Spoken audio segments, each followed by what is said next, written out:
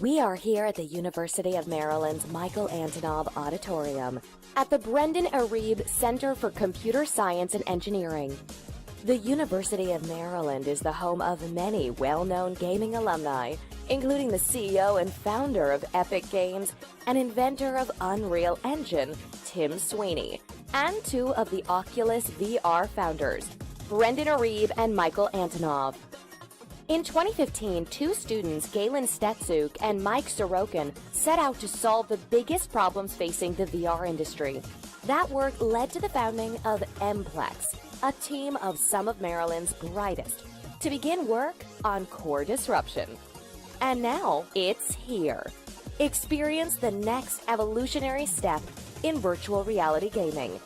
Core disruption is tactical, visceral, accessible, and uncompromising. If you've been holding off on VR, Core Disruption is the experience you've been waiting for. Thank you for joining us here today. My name is John Fiasco-Bottom, alongside Joey Courtside King McDermott of OTN Media, and we are proud and honored to be here today with you for today's brand new premiere of Core Disruption.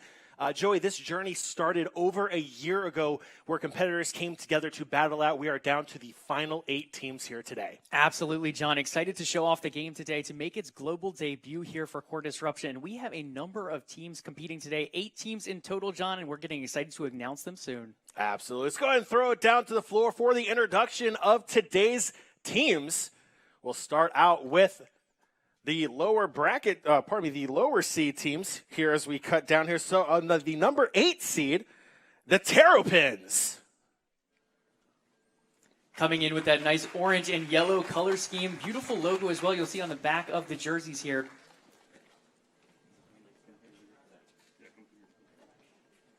And after the Terrapins, the number 7 seed, Savage Academy.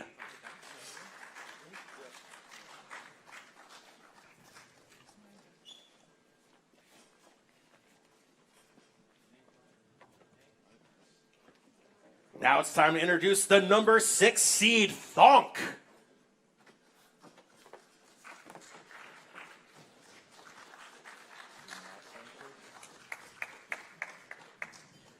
Joey, the number 5 team is all about the money. It's introducing Team Trap Money.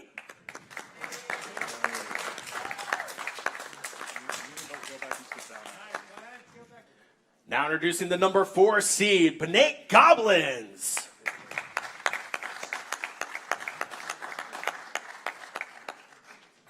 Now the number 3 seed, Garfelf.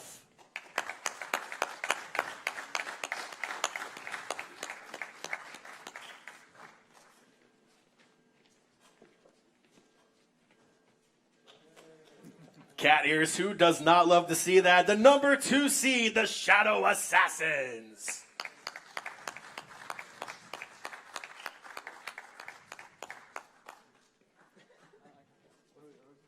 And introducing the top seed for today's world premiere tournament. Contrary to their name, they're number 1 for a reason, Morons Cubed.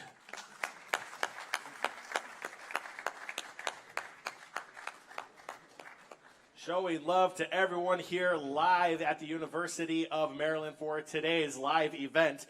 Joey, a lot of things to go over before today's event even starts. First off is going to be the rules for today's competition. So we'll quickly go over the rules for today's 3v3 single elimination tournament, Joey. Yeah, absolutely. Matches are going to be played out a best of 2-3 rounds. Best of 2 out of 3 rounds, rather. On top of that, John, not too many rules out there. The main thing is just making sure you don't block opponents into corners or run into their vehicle over and over. While that can be used strategically, at some time it can become griefing, so we're going to stay away from that today. All right. Of course, like any great esport here, there's a great prize pool as well. The first place winner is going to be going home with $2,000. Second place has $900, and third place will walk away with a cool $300. Joey, quite a fantastic prize pool here to start out for the world premiere tournament here of Core Disruption. Let's go ahead now and take a look at the vehicles the players will be able to use here today in this tank VR game, Core Disruption. We'll take a look at the tank types now. Absolutely. So today we have the Scorpion tank available for play as well as the Talon, both coming in as hover tanks, so they're going to be a bit faster as well as a little bit weaker on the armor side compared to a treaded tank. You see the Talon on screen now, as well as a few of the other tanks available in the full build of the game. So we only have a few tanks available here today, but don't worry, there are more takes on the way coming to Core Disruption. But now, Joey, let's talk a little bit about the weapons that we'll be seeing here today as well. Absolutely. You see them listed here on screen. The only one disabled for today is going to be the flat cannon. You have an auto cannon that functions sort of like a machine gun, the heavy bolter, the auto bolter, and then you have 4 lasers available as well, the 60, 80, 82, and 90. All right, so the name of the game is Core Disruption. At the end of the day, that's what you want to do to your opponent is you want to disrupt their core, that centerpiece in the tank. But unable to get to put damage on that center core, you have to get through some plating on the tank. And based upon the tank, they have different damage values all the way around. Absolutely. You see it here, guys. You have the front left, and the front right, as well as the turret itself, then the back plating too. So when you guys have played tanks games before. You have to break through the armor to eventually take it out. This one in particular, very unique because it does have that core, and getting to that core is the main focus of the game here. All right, and we are just moments away from our very first matchup here today.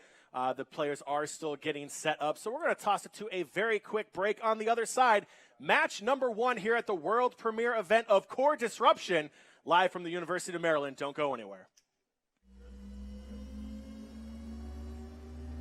And welcome back to the University of Maryland here in College Park. Match number 1 ready to go. It's number 8 seed Terrorpins going up against top seed Morons Cube. We have both teams making their way out of their hangars. Joey, let's go and take a look real quick about what we're seeing here tank-wise and weapon-wise. It looks like we're having tanks all matched here. It's all Scorpions across the board. Yeah, it does look like it is a full match, but the big difference here being the weapons, John. Morons Cube, the number 1 seed, going full lasers all throughout on this one. We see both teams pretty much staying together, but Origami's taking a lot of damage here early on. Look at those panels and weapons lit up already in the yellow. That is damage just being torn apart onto Origami Boy on his Scorpion 4 Terrorpins.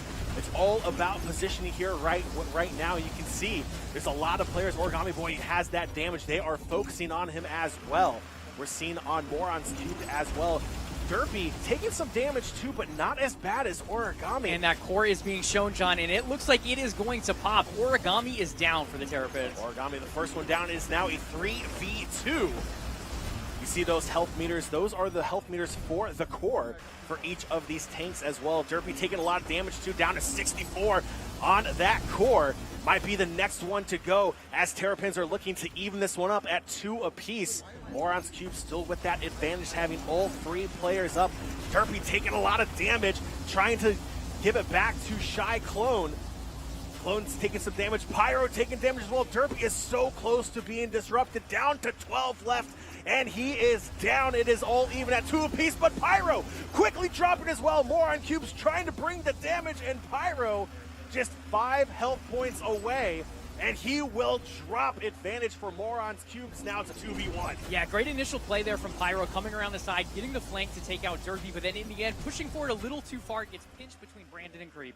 Shy Clone in trouble, trying to make something happen here. Last man standing, but the damage from Moron Cubes starting to make its way through those plates, down to 59 health left on the core, and it is dropping rapidly as Shy Clone won't be able to stand much longer, just down to 3, 1 hit away, and he will fall. Round 1 goes to Morons Cubed.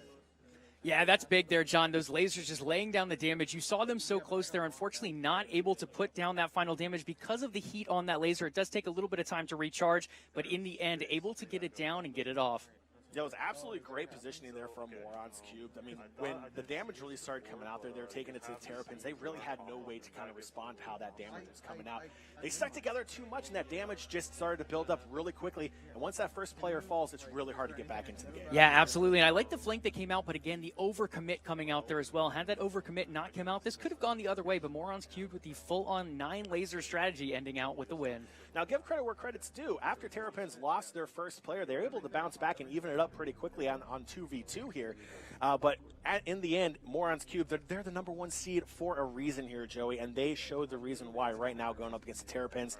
They didn't let that hammer them down. They 2v2'd all the way to the end. Yeah, and you saw great rotations from them as well with the whole plating. Once you have a side of plating down, you want to rotate and give the other team the other side to hit, the side that has full armor still on the board. They were able to do that really well until that flank came through. That flank obviously taking the advantage. Absolutely, and it is all about positioning too, using those obstacles to your advantage, trying to delay that damage as much as possible. We saw early on for Terrapins, they took way too much damage straight out of the gate. Both teams found each other fairly quickly. Sometimes you kind of go around in circles a little bit trying to find where the other team is, but they found each other pretty quick, and as soon as they got there, the damage started going in one direction. That was the direction towards the Terrapins, and really from the get-go, it was an uphill battle for them. Yeah, and part of that comes down to the full hover tank play here as well, with both teams going full Scorpions, hover tanks being the tanks available for today. There's a lot quicker base movement there, less plating as well, but trading off for that movement, you're able to move around very quickly. As we saw in this match, they did find each other pretty quickly and started laying down that damage as well. And of course, Joey, today's matches are all going to be taking place on the Amphitheater map. They do have more maps in development for when the game is fully released here, but today we're going to get to see Amphitheater. Joey, we've had the honor of kind of see a little sneak peek behind the scenes of some of the maps that are coming up. It looks absolutely beautiful. Super excited to see when those maps do go live. But Amphitheater, Joey, has gone through quite a bit of changes since the initial go-through when this tournament started. We saw this map essentially get almost overhauled from a year ago to today to what it is, and we're seeing those changes, especially with those hiding places, those hiding changes really come into effect here. Yeah, absolutely. Getting a lot closer, too. There used to be a lot more obstructions toward the middle of the map. Now you can kind of see the opposing team a little bit earlier, and that's probably why we ended up with such much quicker action in this rerun. Absolutely, and it is a best-of-3 round one going in favors of Morons Cubed, which you can see on camera right now. They are getting ready for game number 2 in this best-of-3. They do have to reset that lobby and get back in there for round number 2, but Morons Cubed in great position to advance to the Final Four. Joey, let's talk a little bit about our matchups that are coming up a little bit later as well. The next match is going to be our number 4 seed and number 5 seed. That is going to be Bnake's, and that is also going to be, I'm going to cheat here real quick, that is going to be Team Trap Money as well. Absolutely. A number of great matchups on the slate for today. We're getting ready to load into the next one of this set, though, John. Morons Cube going full lasers once again. Full lasers and Scorpions across the board as well. We'll keep an eye on that to see if that's a running theme that we've seen. These teams have had time to practice throughout the past year as these changes and updates and patches have come out for Core Disruption. So they are familiar with the current build of this game. So maybe they're on to something. Maybe we're starting to see this meta start to develop right before our eyes. Yeah, absolutely. And with the Terrorpins, some changes coming out for them as well, adding more lasers to their arsenal, seeing the damage that they did in Game 1. We're heading into the map, into the Amphitheater for round 2. Both teams coming out of their hangars. Terrapins didn't take long before the damage started heading in their direction from Morons Cube. We'll see if they take a little bit slower approach here. As both teams are looking for each other, they are heading towards each other right now. You can see right there through that small gap, they're able to identify that that's where they are. And the first shot's on the way, and Morons Cube taking damage first. The Terrapins striking first here, putting the damage down. Kind of a flip the script moment here in game number 2 as the damage now flowing both ways. Both teams, well, as I was about to say it, we're staying pretty close together, but now we're seeing Morons Cube looking for that 2-man flank coming around the side. It's Brandon and Derpy coming around, and the Terrapins finally seeing they're trying to rotate as well. They're staying together pretty quickly. All three grouped together. A lot of damage coming down. Derpy now with that front right panel fully exposed. The Terrapins looking to cause damage first. Derpy down to 60% left on his health.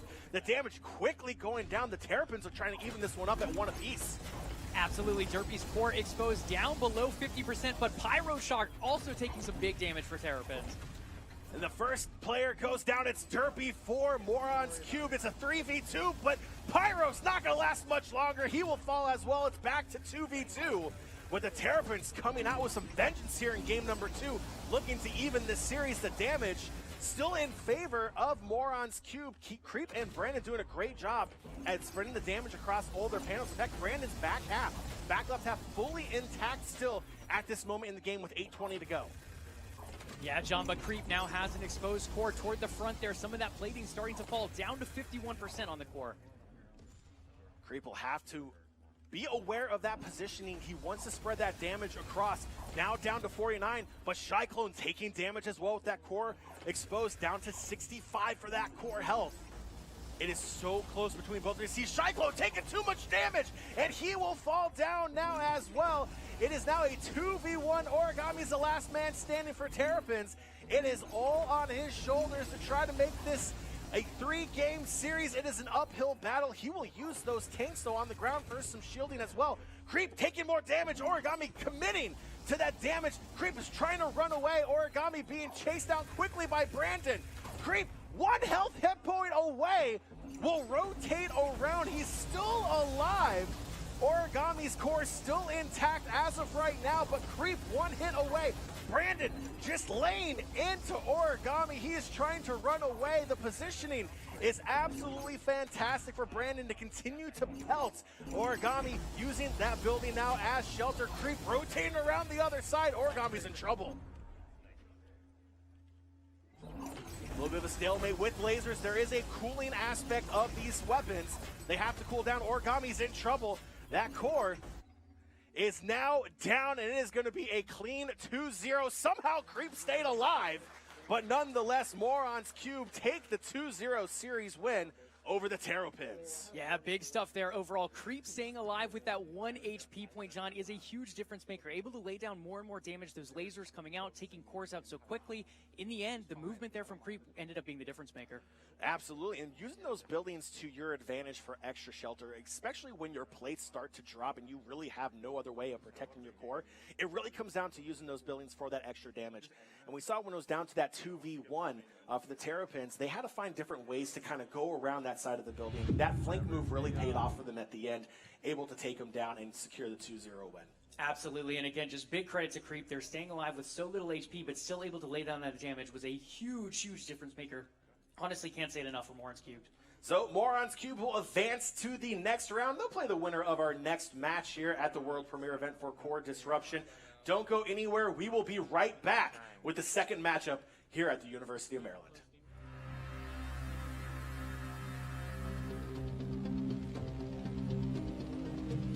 Welcome back to the University of Maryland here in College Park, Maryland. Round 1 down. Well, I should say the first match down here in the first round of today's world premiere tournament. Morons Cube taking the win 2-0 over Terrapins, Joey. But now we are turning our attention to match number 2.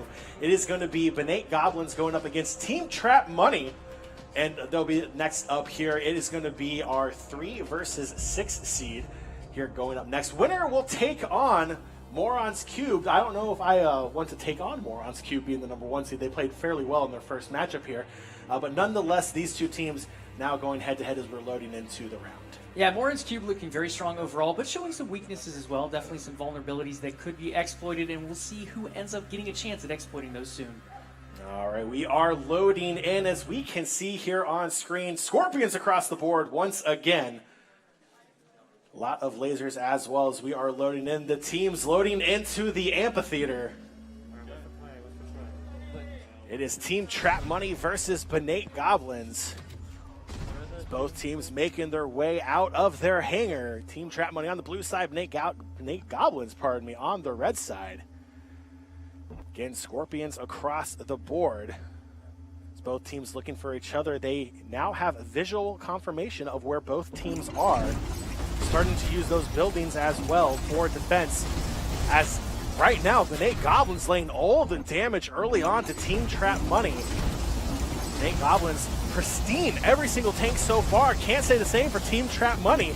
They're kind of trapped off into the side, just taking all the damage right now. The sides of every tank absolutely lit up. Absolutely, John, and similar to what we saw with Moron Cube, we have Bnake Goblins going full lasers, each tank taking 3 lasers, and that damage coming out very early on. Team Trap Money still receiving most of that damage. We just see a little damage being put down on Bnake Goblins already as well, but nothing in comparison. No one's core having been exposed yet, but Team Trap Money using those rotations, using those buildings to try to stay aware. Bnake over there trying to make the flank play with the McCool. Koi in trouble, being lit up once again. Now we're seeing all three players from Team Trap Money using different buildings for shelter. They realize that their plates have received a lot of damage. Now they're focusing on using those buildings for additional help. Koi moving around the side, trying to be sneaky there on Bnake. Put down a little bit of damage there, but not enough to make a difference. Trying to be coy, rather, John. Yeah, in the end, because their plating is falling so quickly, they have to use these buildings. Whether it be strategic or not, they don't really have much of a choice as they are all yellow all around the board. Now, in comparison to the first match we saw here on stream today, this one being played a little bit slower. They're taking their time. They're focused more on their positioning. Morons Cube were definitely the aggressive there in map one. In the first match that we saw. Here in the second match, both teams prioritizing where those buildings are for that extra help, and especially, like we said before, Joey, with Bnake Goblins laying down that damage early on to Team Trap Money, it is almost something they have to prioritize now going forward. Absolutely, but with a team like Team Trap Money taking so much damage early on and going into lasers, you don't want to stay this far away. You just continue to see that tick damage come down time and time again. And there we have the first core exposed, and believe it or not, it's on Bnake Goblins, the McCool. This core exposed, taking 10 damage already. If you were to ask me 3 minutes ago if I thought Bnake Goblins will take the core damage first, I would have told you absolutely no way. Team Trap Money has all the damage right now. Right there, a man.zip has damage to his front right panel already. It's already in the red, super exposed. Now Bang also dropping down to 46 on the core. All three cores for Bnake Goblins exposed. The long game for Team Trap Money is starting to pay off. Yeah, it looks like Bang is over there on the side, but overall the damage continuing to come down time and time again. Bnake with those two cores exposed, one completely down, now two still exposed. Yeah, Bangos is down for Bnake Goblins. It is a 3v2 in favor of Team Trap Money. 80% and 70% for the last two remaining players on Bnake Goblins, the McCool and Bnake in trouble. Bnake dropping down to 26. That core is super exposed.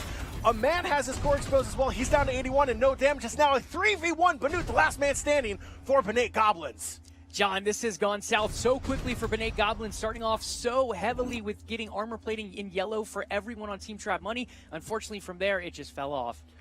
And that is the win for Team Trap Money. The long game paid off. It was a little bit of a slower start here, but it ended up working in their advantage.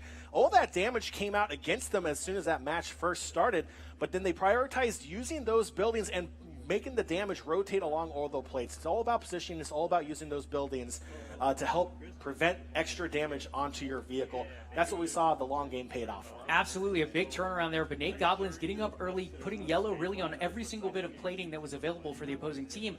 But then eventually those buildings coming into play, as you said, and the rotations around those completing, really becoming another set of armor for that set of tanks. And in the end, that was the difference.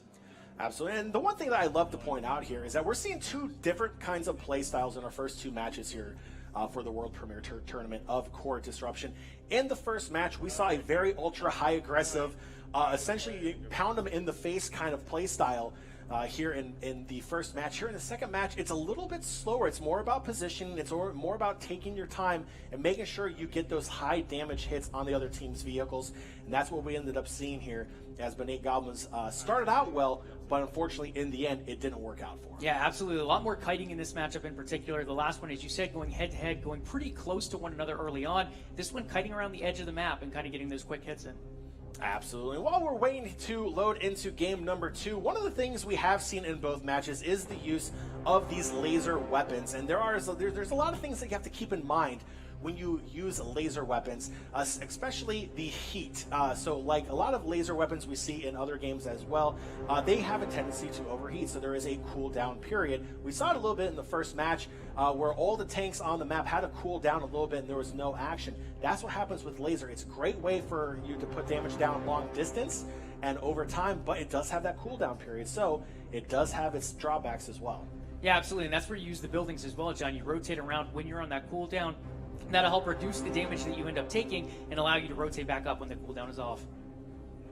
Yeah, absolutely. We are just moments away from match number 2 in this best of 3 series.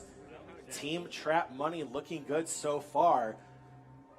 Playing the long game pays off for them. They have the 1-0 lead in the series. They are one game away from a date with the number 1 seed in Morons Cubed. It'll be two very different play styles when they do match up in the later round, if that is how this match ends up. We'll have to see if the ultra aggressive or the more laid back play style plays better, as the meta is still playing itself out here with this game. Still in development here, but looks very good so far.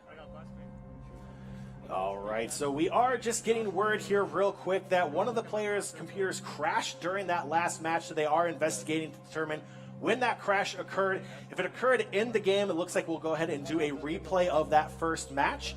But until we find out from tournament officials, we're going to throw it to a very quick break, and on the other side, we'll have the results of that first match, and we'll let you know if we'll be replaying. So stay tuned. We'll be right back.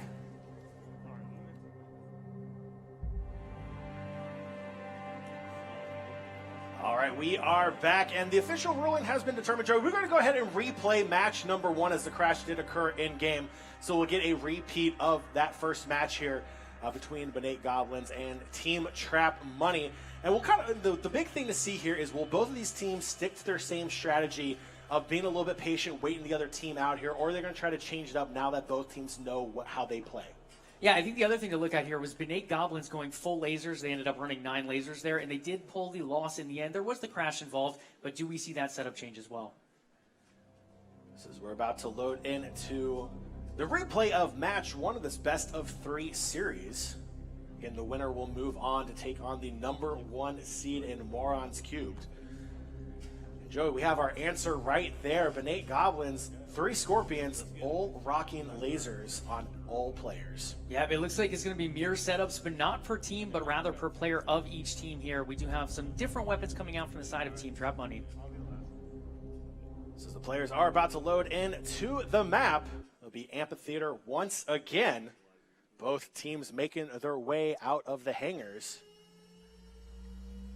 A lot of questions here. Will the teams stick to their original game strategy of playing for that longer game? We saw in the first edition of this game, just a few moments ago before we took that break, that both teams played a little more passive. They waited each other out here a little bit, using those buildings to their advantage. We'll see if they change it up and see if anyone tries to be a little bit more aggressive. And right now we're seeing the damage, just like we saw before in the game that's now being replayed. A lot of the damage flowing from Bnake Goblins to Team Trap Money, taking the damage right now here early on. That worked really well last time, John, but I do like the little bit of a change up here as well, where we are seeing them start to use the buildings more than they did last game. Instead of just going out full damage, they are playing a little bit more defensive as well. And we're seeing Team Trap Money not grouping up either. They're kind of rotating around, making sure they each have a building that they can duck behind if they start taking a lot of damage. And right now, 2 players for Team Trap Money has damage all over the take. In fact, Koi has that front panel almost completely exposed right now.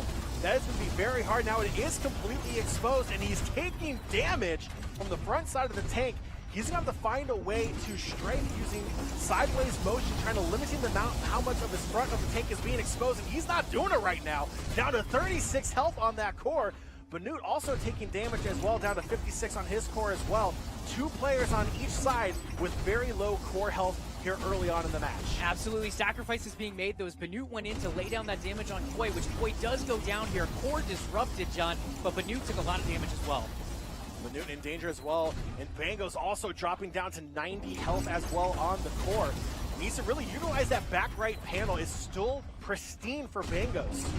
Bnake is down as well. It's a 2v2 now for Team Trap Money going up against Bnake Goblins. We saw this happen last time as well. Bnake Goblins ended up on the back end of this, and Bangos falls down. It's now 2v1. Bnake Goblins in trouble as the McCool is the last player standing. And he is trying to rotate around, getting stuck around that building. Great job by Team Trap Money, kind of splitting up, forcing McCool to focus on one target or the other. They're going to force him around. A little bit of ring around the rosy action here. They're trying to move around the McCool, putting down the damage on Aman. Not going to last too much longer. 20 health left. And McCool will drop down. Core disrupted across the board. And Team Trap Money in the replay takes round 1 of this best of 3. They do, John. They take it once again, but unfortunately there was another bug crash going on there. The computer ended up going down in the end, so that one might be replayed depending on when that ended up happening. third time's a charm, right? I mean, who doesn't want to see this played again for the third time? It's going to be absolutely fantastic. Both of these two teams, from what we've seen so far in the first playthrough and now the second playthrough, have been absolutely fantastic. The aggressiveness, the strategy that they are using those buildings for advantage is absolutely fantastic for using it to cover themselves as their plates are being exposed. Words, it's difficult sometimes. It's a Saturday. But nonetheless, both of these teams sticking true to their strategy that we saw the first go around, and it's paying off again there in round 2, and hopefully we'll see it again in the third round as well. Yeah, absolutely, and it's now starting to wonder, is the 3-laser strategy working too well for these teams? Like Morons Cube had some close matches. They did run that same strategy. Now looking at this team as well, Bnake losing once again with it. Okay, so we are being told that even with the crash, this match will count. So it is a 1-0 in favor of Team Trap Money after that second replay. So it'll be 1-0 Team Trap Money here in the best of 3. So they're in prime position here to move on if they're able to take the win here in the second match, pending any crashes as well. Hopefully, fingers crossed, we won't get that. But nonetheless, that strategy of waiting towards the middle part of that game, using the buildings to protect their tanks, is really paying off in the long run. Yeah, absolutely. Using slower weapons, laying down that damage, though, they do take quite a bit up front, but then, again, the rotations around the buildings, allowing them to mitigate some of that damage, and in the end, lay it right back. So really the question now comes down to is, for Bnake Goblins, what do you change going forward? You're one match away from being eliminated. You're going up against a team that seems to have your number. They're being patient. They're making you be the aggressor. What do you change going forward here to try to force the third game? I mean, the big thing right now is Bnake Goblins running a little bit quicker weaponry, so they can move up aggressively. We saw it a little bit in that last match, but then they need to peel out quickly too, because if that heavy damage comes in, it does work. Absolutely. So strategies need to be changed, as both teams are loading in here into the second round of this best of 3 series. Just moments away from that being loaded up as players getting into that lobby, maybe helping a player out here to load back in. Again, the game is still, it is the world premiere for this game. There are still a lot of things still to come in this game. A lot more, there's more vehicles coming out, there's more weapons coming out, and there's more maps coming out. So by no means is this the finished product. There's a lot more great stuff coming around the corner. Match number 2 of Bnake Goblins versus Team Trap Money coming up next. It is a 1-0 advantage for Team Trap Money. They are just 1 win away from a date with the top seed here in today's event in Morons Cubed. Joey, taking a look at the tanks again, Scorpions across the board, but we are seeing some changes in the weapons department. Yeah, it looks like they're not going to run full lasers on every tank at this point, which is probably a welcome change coming in from Bnake Goblins. Both teams have loaded into the amphitheater. Team Trap Money back on the blue side, Bnake Goblins back on the red. So as they try to find themselves here, John, let's hit on a couple more of the weapons. So we've obviously seen the laser a lot in today's matchup, that one laying down quite a bit of damage. But the other one that we see Team Trap Money running a lot is the Plasma Bolter. It's got a low rate of fire, but overall a moderate projectile speed that lays down heavy damage. Once again, both teams going towards the north side of the map. Koi taking the initial damage here for Team Trap Money. But it seems both teams playing an even more less aggressive style here, as Koi's pretty much the only one taking the damage. Now Walsh taking the damage as well. Now Aman's taking the damage as well. So again, we're seeing the same kind of strategy come out here from Bnake Goblins. The damage flowing in their favor on the Team Trap Money. But we saw this play out in 2 maps here before. That doesn't mean anything for Trap Money. They're still able to come back. Yeah, exactly. Bnake Goblins able to lay down quite a bit of damage. You see a lot of yellow on the tanks of Team Trap Money. Unfortunately for them, that Plasma Volter just laying down such heavy damage, and it equalizes out much quicker than we expected. And we're seeing Team Trap Money, they're pretty far apart from each other. We're seeing Bnake Goblins stay together as more of a coherent group. In the end, we'll see if that actually pays out for them, as Walsh now taking the damage for Team Trap Money. Core exposed and rapidly dropping down to 50% health left for Walsh, now down to 30. He is in trouble with that front panel fully exposed, and he will be the first one down as his core is disrupted. It is now 3v2 in favor of Bnake Goblins. Bnake Goblins painting Walsh like a fence in the backyard, John. Just laser upon laser, continuing to lay them down and takes out the core in the end. I like it, the laser brush in the backyard. I have to try that next time, but nonetheless, Bango's in trouble. Down to 60 on his core as well, as Team Trap Money is looking to even this up at 2v2. Koi in trouble as well. All three players for Bnake Goblins rotating around on top of him. A man trying to flank to the side, but Koi's in trouble, under 50 on his core health now. The front fully exposed, dropping quickly, and Koi's the next one down. Koi is down, Banute is exposed, Bangos is exposed as well. 70 and 60 on the damage for them. Unfortunately, it is now 1v3 for Team Trap Money. And for a man, it's not so bad damage-wise. The panels are still looking good. 2 cores exposed on the side of Bnake Goblins. It is a tall task to 1v3 in any game, let alone here in core disruption as well. It is going to take great positioning and great aim to really make a massive comeback.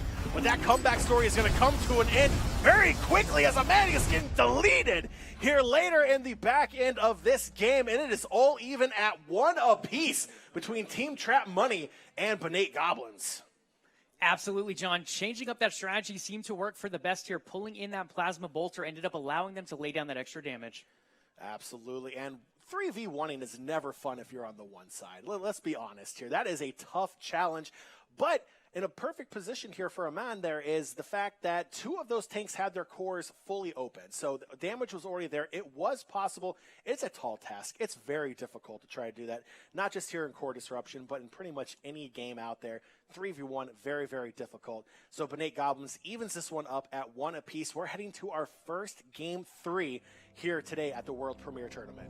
Absolutely, and I don't think we see too many adjustments coming in here. It looked like both teams had the setups. Unfortunately, just some 3v1s early on. As we mentioned, the lasers just kind of painting away at cores of Team Trap Money. If they can avoid those situations of being taken on 2v1s or 3v1s, they should be able to go back to what we saw in the original game.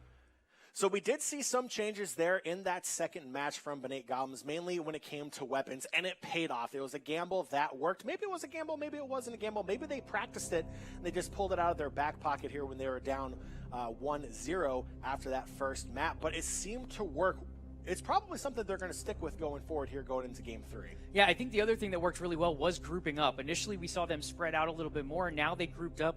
And they really tackled one target overall, kind of going for picks like you see in some other esports titles, and that ended up being a big difference maker, getting that early advantage. Yeah, so that really kind of answers the question there. Is spreading out or grouping up the better option? Well, if one team is playing far apart and you're staying together as a group, it is so much easier to pick players off when it's a 3v1 situation, because now the other 2 players on the other team have to find a way to rotate around to provide assistance, and a lot of time it's a little bit too late. Yeah, and the other thing is to watch out for flanks. We saw those in the first game, the one that ended up crashing.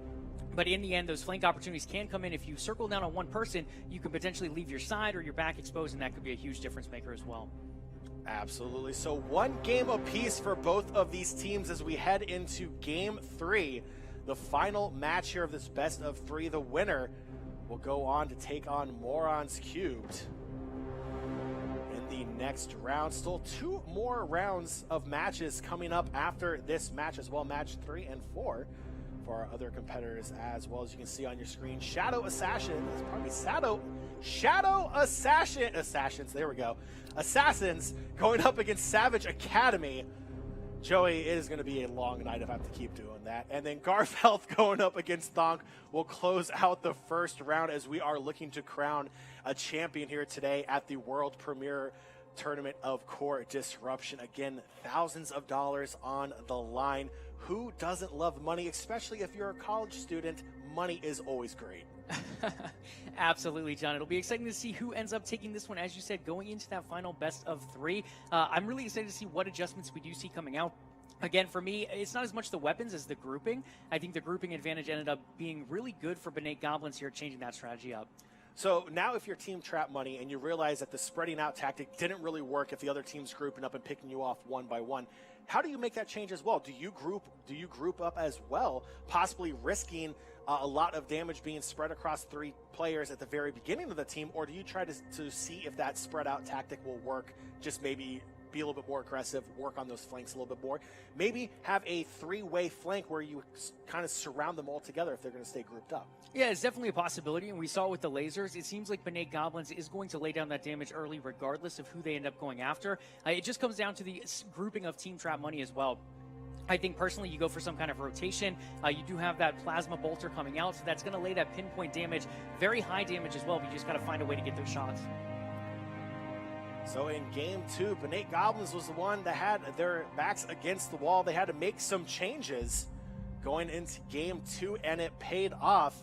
Now it's Team Trap Money who needs to make the changes as well, as it is even at 1 apiece across the board heading into map 3 of this best of 3 series between Bnake Goblins and Team Trap Money. Again, Scorpions across the board, and we're seeing those changes with those weapons pretty much stick here for game 3 as well. Yeah, no lasers either from the side of Team Trap Money. It looks like they're going to mainly stick to those plasma bolters, laying down that high damage over time. It does take a little bit longer to take those shots, but in the end, they do lay that high damage.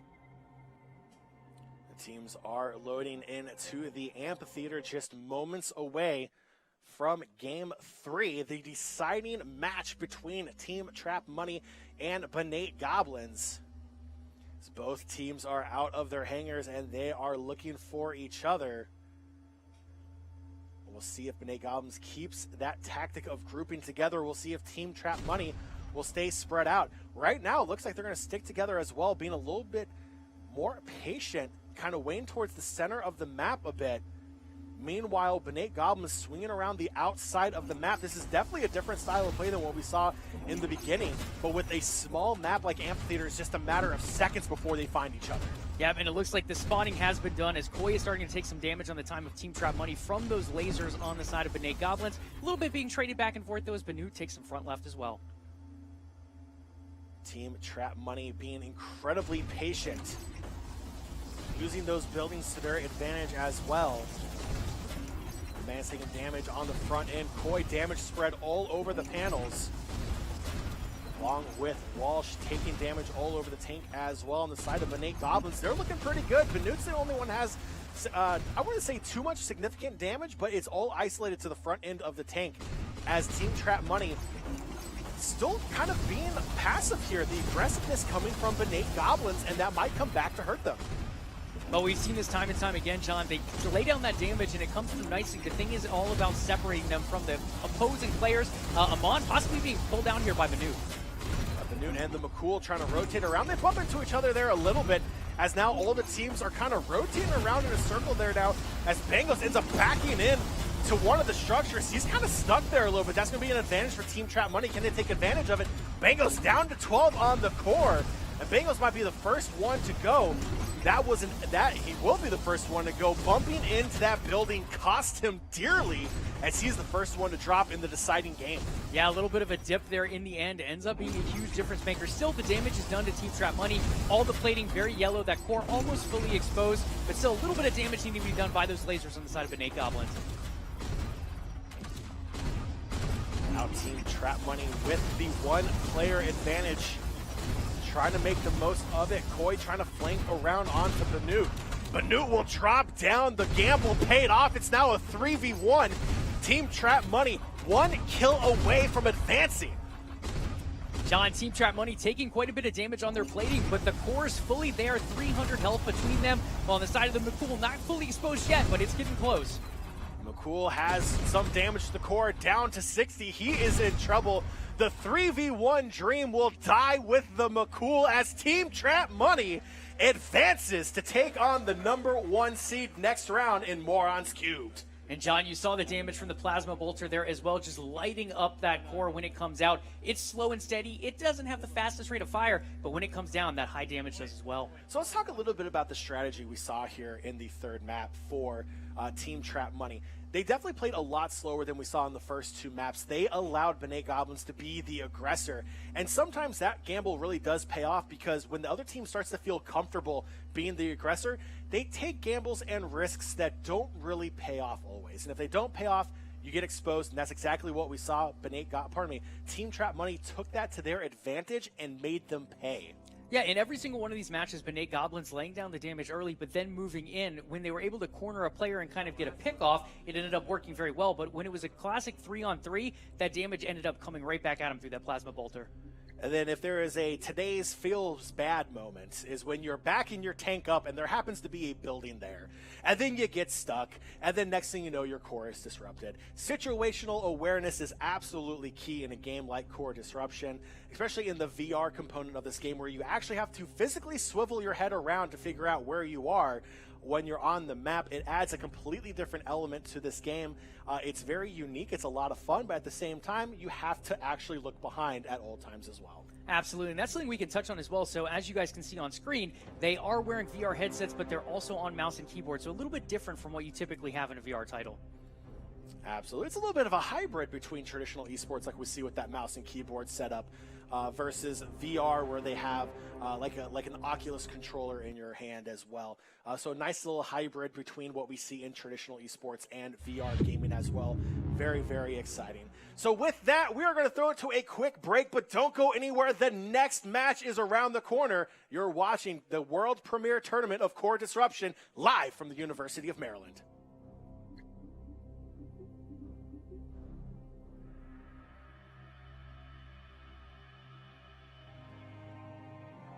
Welcome back to the University of Maryland in College Park, Maryland. We are live for the world premiere tournament of Core Disruption. Joey, 2 matches in the books. Match number 3 is coming up next. Shadow Assassins is one of the teams. They'll be going up against Savage Academy as well. Joe, was a little bit of a tongue twister for me earlier on. Yeah, in the name broadcast. Crept up on you a little bit snuck earlier up. on. It wasn't like we had the introductions or anything else in the regular, in the first half of the show or anything. But anywho, both of these teams going up. It's number 2 seed going up against the number 7 seed here. Again, 2 matches in the book. 3rd match coming up next. Saw 2 very different styles of play in our first 2 matches. I'm kind of curious to see, is there a third way to play this game? Is there a third maybe off meta of Core Disruption we'll see here coming in this match? Yeah, I think the biggest thing is each time in both match 1 and match 2, we saw one team go full lasers to kick things off. That's 9 lasers, and while they do paint that damage pretty far away, as you get closer and as you have some of the other weapons like the Plasma Bolter, that heavy damage starts to fall off. Absolutely. See both teams starting to load in. We are just moments away from the first game here of this best of 3 series. Savage Academy on the blue side. Shadow Assassins. Oh, almost did it again. Almost on the red side. Joey, Shadow Assassins is the number 2 seed. Savage Academy is the 7th seed. We saw a 4v5 last go around. That was a very evenly matched contest between those 2 teams. Now we're seeing a little bit of a lopsided in the seed standing, but that means nothing where any given Saturday here, any team can win. Yeah, absolutely. Morons Cube coming in as that number 1 seed, but being pushed quite a bit in that early matchup up against the number 8 seed. They did go 2-0 in the end, but the damage was laid down and it was quite close. Both teams have found each other. Joey, Killer Skittles taking the damage first for Savage Academy, lighting up both sides and the front part of the tank. Same with his other teammates as well. Shadow Assassins looking pretty good. Energy Swords taking a little bit more damage to the front left panel of the vehicle as well. No one's core is exposed as of yet, as both teams starting to try to rotate around these obstacles, looking for those clear sights to lay down some damage. Yeah, both teams with lasers coming out. Energy Sword now with the front plating down on the right side, while Vixel TTV also down on the left. Yeah, both cores have some damage on them as well. Energy Swords looking a little worse off than Vixality TTV.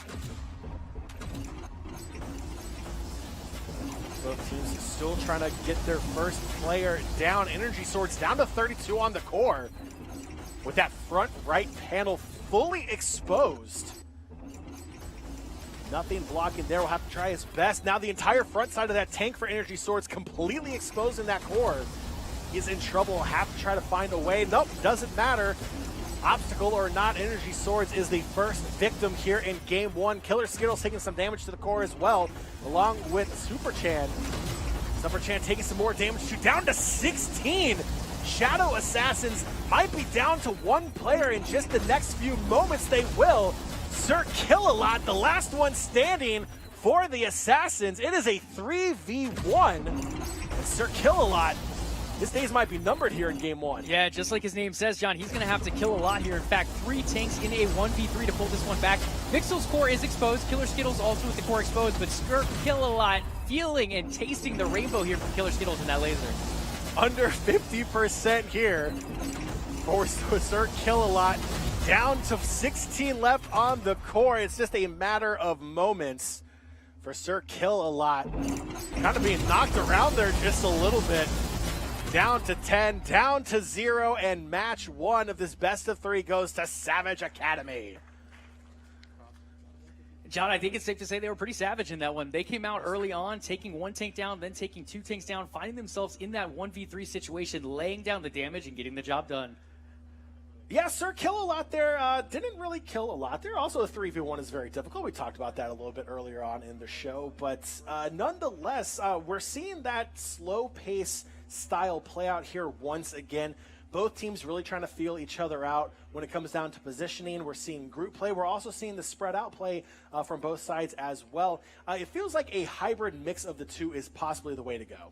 Yeah, absolutely. And it's all about laying down damage. We see a lot of teams spreading it out, but if you can eventually poke through to the core of one of the players and cut yourself into a 3v2 situation, it becomes much, much easier from there. Yeah, and really this is the second match in a row where we've seen the team that starts out putting down the most damage fresh out of the gate when they come out of the hangar is the team that ended up losing. So really, the early advantage, I don't even think you can call it an advantage because that early damage didn't really pay off. Or, on the other side, you could say that early damage forced the other team to abandon their strategy, and they have to worry more about spreading that damage out over all of the other plates on their vehicle, which we've seen now 2 times in a row actually work out for that team. Yeah, I think a lot of it comes down to confidence as well. When you do get that early damage, you start to press up a little bit, you start to push the opponent into a corner, or potentially a building, depending on where you are on the map. But in the end, that allows them to take an advantage because they come up and they expose themselves from the side. So game 1 of this best of 3 series in the books. And Shadow Assassin down 1-0. Savage Academy takes the win. They're going to have to make some changes in their playstyle because, again, like you said, Joey, the aggressive playstyle hasn't really been working out in this last map versus the last match as well. We're seeing the team that has been ultra aggressive usually is the one that ends up falling in the long game. Now, if it's something that you want to stick forward to, you want to be the aggressor from the get-go, it feels like you almost have to fully commit to it. You cannot make that change mid-map or mid-game to say, hey, you know, we're going to go from being ultra-aggressive to now we're going to play passive, because now it just seems like it's too much for these teams to really try to make that strategy words change mid-game. Yeah, absolutely. And I think they do a good job kiting around for quite a while, too. They get the damage down early on, but then when they move in, that's when we see these cores start to get exposed, particularly for that team that starts off early on with that damage coming out. I think if you're going to do that, maybe rotate around a little bit, look for some more flanking opportunities, and so far we haven't seen too much of that today. Absolutely, and we're starting to see some changes as the day goes on. We're not seeing teams fully commit to lasers. I say that as just as the graphic pops up, it is pretty much all lasers once again. Scorpions across the board, laser weapons as well. They seem to be doing the job here, Joey. Obviously, the longer range, the consistent damage, just the big question mark here is how you manage that cooldown. And that comes down to positioning as well, using that cover to help cool down your weapons as well. Well, and you also have a ton of length to work with as well. When you have all these lasers available, you can stick to long range. You don't necessarily have to move in. You can keep really painting your targets from far off. And that's something we've seen some teams fall into a trap to. They get that early damage and then they move in with those lasers. We have loaded into the amphitheater. Both teams coming out of the hangars. Joey, the one thing we have not seen is teams go in the opposite direction here on the initial start. We haven't seen anyone kind of wait, just as I say that. Yeah. Just as I say that, it feels like it's a caster curse, as now we're seeing Savage Academy rotate to the left as Shadow Assassins are rotating to the right. Now it looks like both teams might be pushing in towards the center here a little bit, as Savage Academy starting to spread out a bit, trying to find those buildings to hide behind as the damage coming out onto Chai Master Zen starting out here early. Yeah, the damage coming out, but already, John, a little bit longer into the game and seeing much less damage on the side of Savage Academy already to their plating. Meanwhile, they are returning it pretty heavily on Shadow Assassins as well. They are, and Shadow Assassins not being aggressive. They're not being as aggressive as we saw last go around. They're using those buildings for coverage, trying to find their angles and their sight lines to do quick damage. They're not looking for prolonged damage. They're looking for quick hits, and they're moving back. You can see them on your screen right now, kind of strafing back and forth between those buildings. You can see Sir Kill-A-Lot right now and Super Chan kind of moving back and forth, opening those gaps, finding those sight lines, and quickly moving back to save the damage on those panels. And again, if you're playing lasers, this is exactly what you want to do. Paint that damage from a distance. You have plenty of range with the lasers. On top of that, you can use those buildings, wait for that cooldown from the heat, and then move back in. And then just as that happens, Shadow Assassins hit the gas pedal, and they move in on Savage Academy. But it's Energy Swords with the core taking damage first once again for Shadow Assassins. That aggressive move may have hurt him in the long term. That front right panel completely exposing the core right now. 76 health left for Energy Swords on his core. And that's exactly what we said they shouldn't be doing, John. They got to stay back if they're going to use full lasers like they currently are. When you do eventually move in like that, you allow yourself to take damage from the other stuff, like we had the Plasma Bolter on the side of Savage Academy. Absolutely laid into Energy Swords there. And see, right now you can see Killer Skittles might be looking for a possible flank here. No, he's just going to move straight in. He's got all three grouped up, just laying damage down. Super Chan taking damage as well. His core being exposed. The front right panel for both Super Chan and Energy Swords fully exposed, both at 70 and 67 health left on their core. Savage Academy might be the 7th seed here in today's tournament, but they are taking it to Shadow Assassins. And now that's where you want to see more rotation. They need to make those side panels the panels that end up facing Savage Academy here. If they keep looking straight on, they're going to take more and more damage. Savage Academy using those buildings to their advantage, spreading the damage all the way around all of their plates. A smart move. All the cores are exposed for Shadow Assassins. They're all taking damage. Savage Academy still looking good. The plates now, just as I say that, Vixtel's the first one to take damage to the core on the side of Savage Academy. They're trying to rotate around now. Taking a look at the Assassins, they're slowly moving as well. They're spread out a little bit more than what we're seeing from Savage Academy. That's going to help prolong them just a little bit longer, but a lot of players under 20 health already for that core. Yeah, this one's not going to last too much longer if the aggression stays here. There is a little bit of a 1v3 here with Killer Skittles, though. And that's a quick double kill for the side of Savage Academy. It is quickly a 3 versus 1. Energy Swords, the last man standing, and it's not going to be standing for long. That is a clean 3-0 kill in Game 2, and that is a 2-0 sweep for Savage Academy. Absolutely. The Energy Sword may be a power weapon in Halo, but when it's a 1v3 in Core Disruption, John, it is far from a power weapon. A tough situation to be in, and Savage Academy pulls the win. Savage Academy taking down the number 2 seed, punching their ticket into the next round. Joey, we saw that the slow play, the patient play really pay off once again between both of these teams. We saw the Assassins really try to come out and be the aggressor, and it came back to bite them once again. It really exposed their cores, and they quickly fell as soon as those cores were exposed after that aggressive push. Yeah, this seems to be a theme today. With the teams playing full lasers, they end up getting that early damage, but then they move in a little bit too far. They don't realize the advantage that gave them from that distance, able to paint their targets. Once you eventually move in, you allow yourself to take a lot more damage. All right, 3 matches down, 1 to go here in the quarterfinals for the world premiere tournament of Core Disruption. Up next is going to be Garfelf going up against Thonk, the final matchup here in the quarterfinals before we head on over to the semifinals. We're going to throw it to a quick break, but on the other side, that last matchup, don't go anywhere. You're watching Core Disruption.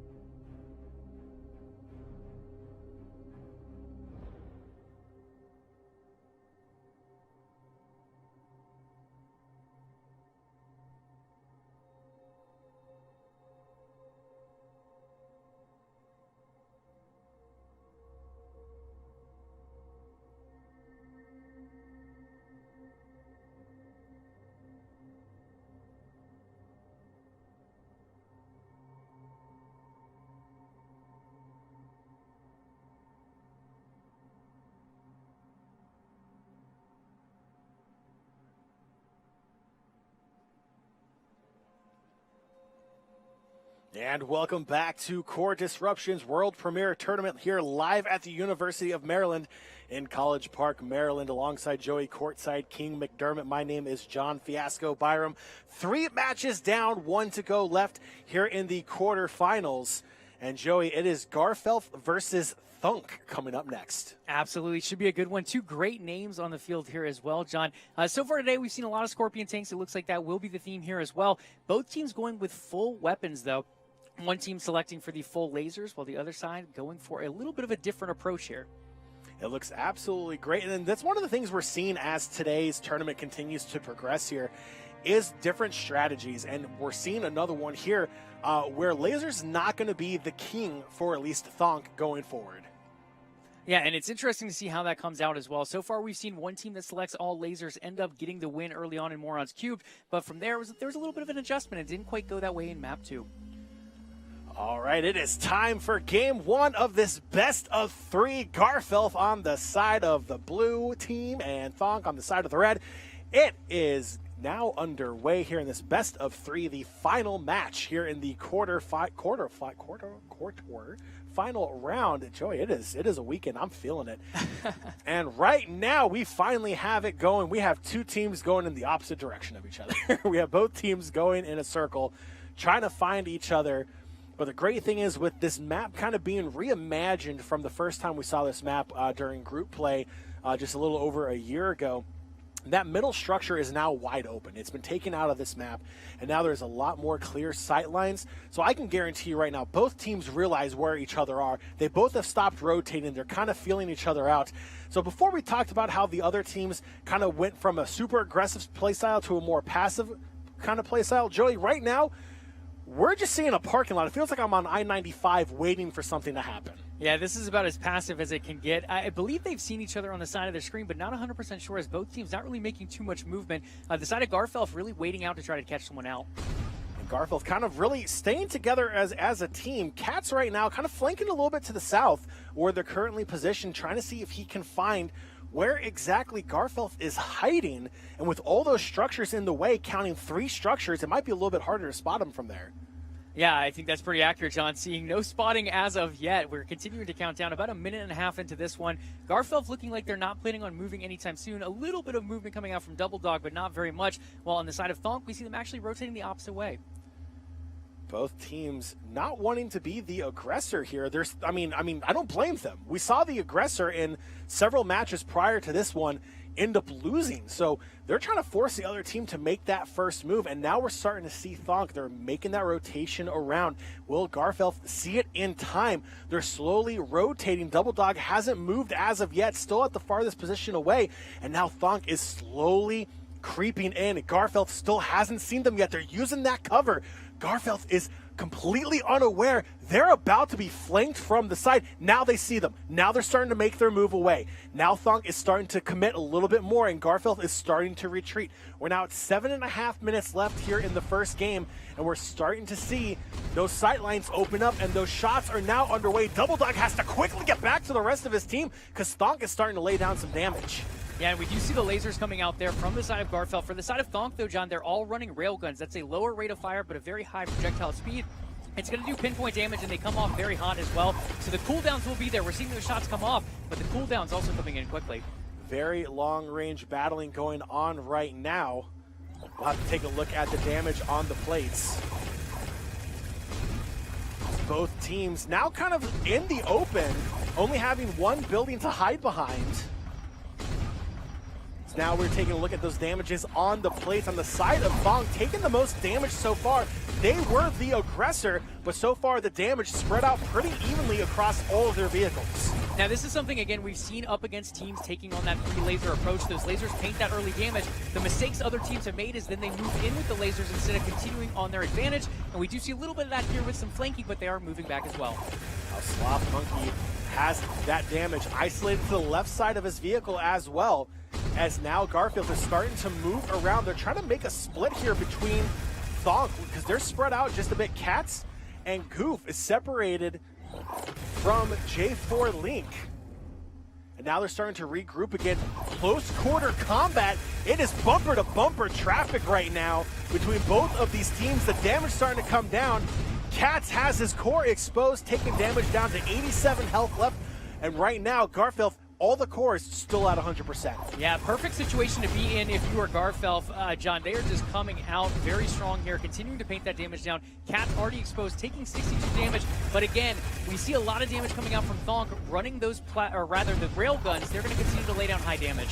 Absolutely. We just saw 2 massive hits to the front left panel for Slop Monkey and Double Dog. That front left panel is absolutely gone. 2 massive hits on the side. Double Dog's in trouble, but Cats is already down for Thonk. It is a 3v2, the advantage for Garfelf, but not for too long. 2 cores are exposed. Double Dog down to 20 health on his core. They could easily even this one up, and now Slop Monkey down to 50 as well. Yeah, it's going to be interesting. The railgun not packing the punch that the Vulture does, but overall it still does have high damage, and we're going to see that come in as the 2 cores are exposed. Now Goof's front left panel is gone as well, taking slight damage at 98. Nothing to be worried about as of yet. Just needs to spread that damage around the rest of the vehicle. Now Garfelf spread out a little bit, splitting Thonk up. They are nowhere close to each other. Now Goof is in trouble, down to 56. All the cores have been touched now on the side of Garfelf. And it's just a matter of angles for Thonk. It is still doable. 33% for Goof, 100% still there for J4 Link. They're looking fine. It is now a 2v2 as Frendo has dropped. Double Dog, the next closest one. Goof might drop next. He's at 17 for Thonk, now down to 9. It is a 2v1, and Link still has 100% left on his core. The plate's still intact on his vehicle. He has a chance to pull off the 2v1. Yeah, really risky play from Double Dog, staying so far back, but so far getting the damage down. A little bit disruptions there between buildings, but now moving forward, joining his teammate, that 2v1 becomes realized. Down to 10 for Slopmook, down to 20 for Double Dog.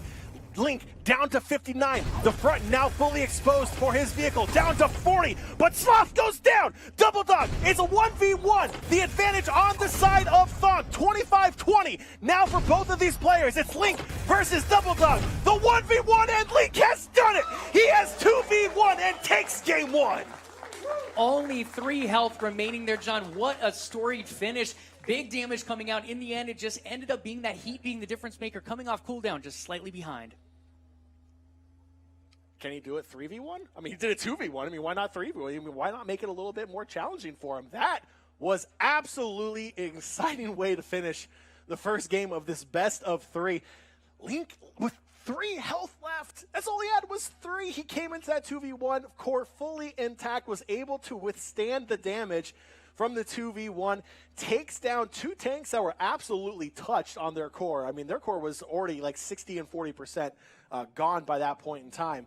Was able to survive and takes home a crucial game 1 win in this best of 3. Yeah, the railgun really being the finisher there. In the end, it does pull up that high damage. It's a little bit slower of a reload time compared to the heat of the lasers, but it was enough, John. It was enough time to keep that 3 health and get the final kill. Absolutely. And we saw 2 times during that last matchup how that weapon choice actually played out for Thonk, because we saw 2 massive shots not only take down the front left panel of Garfelf's tanks, but also put a quick 20 damage onto their core as well in just 1 shot.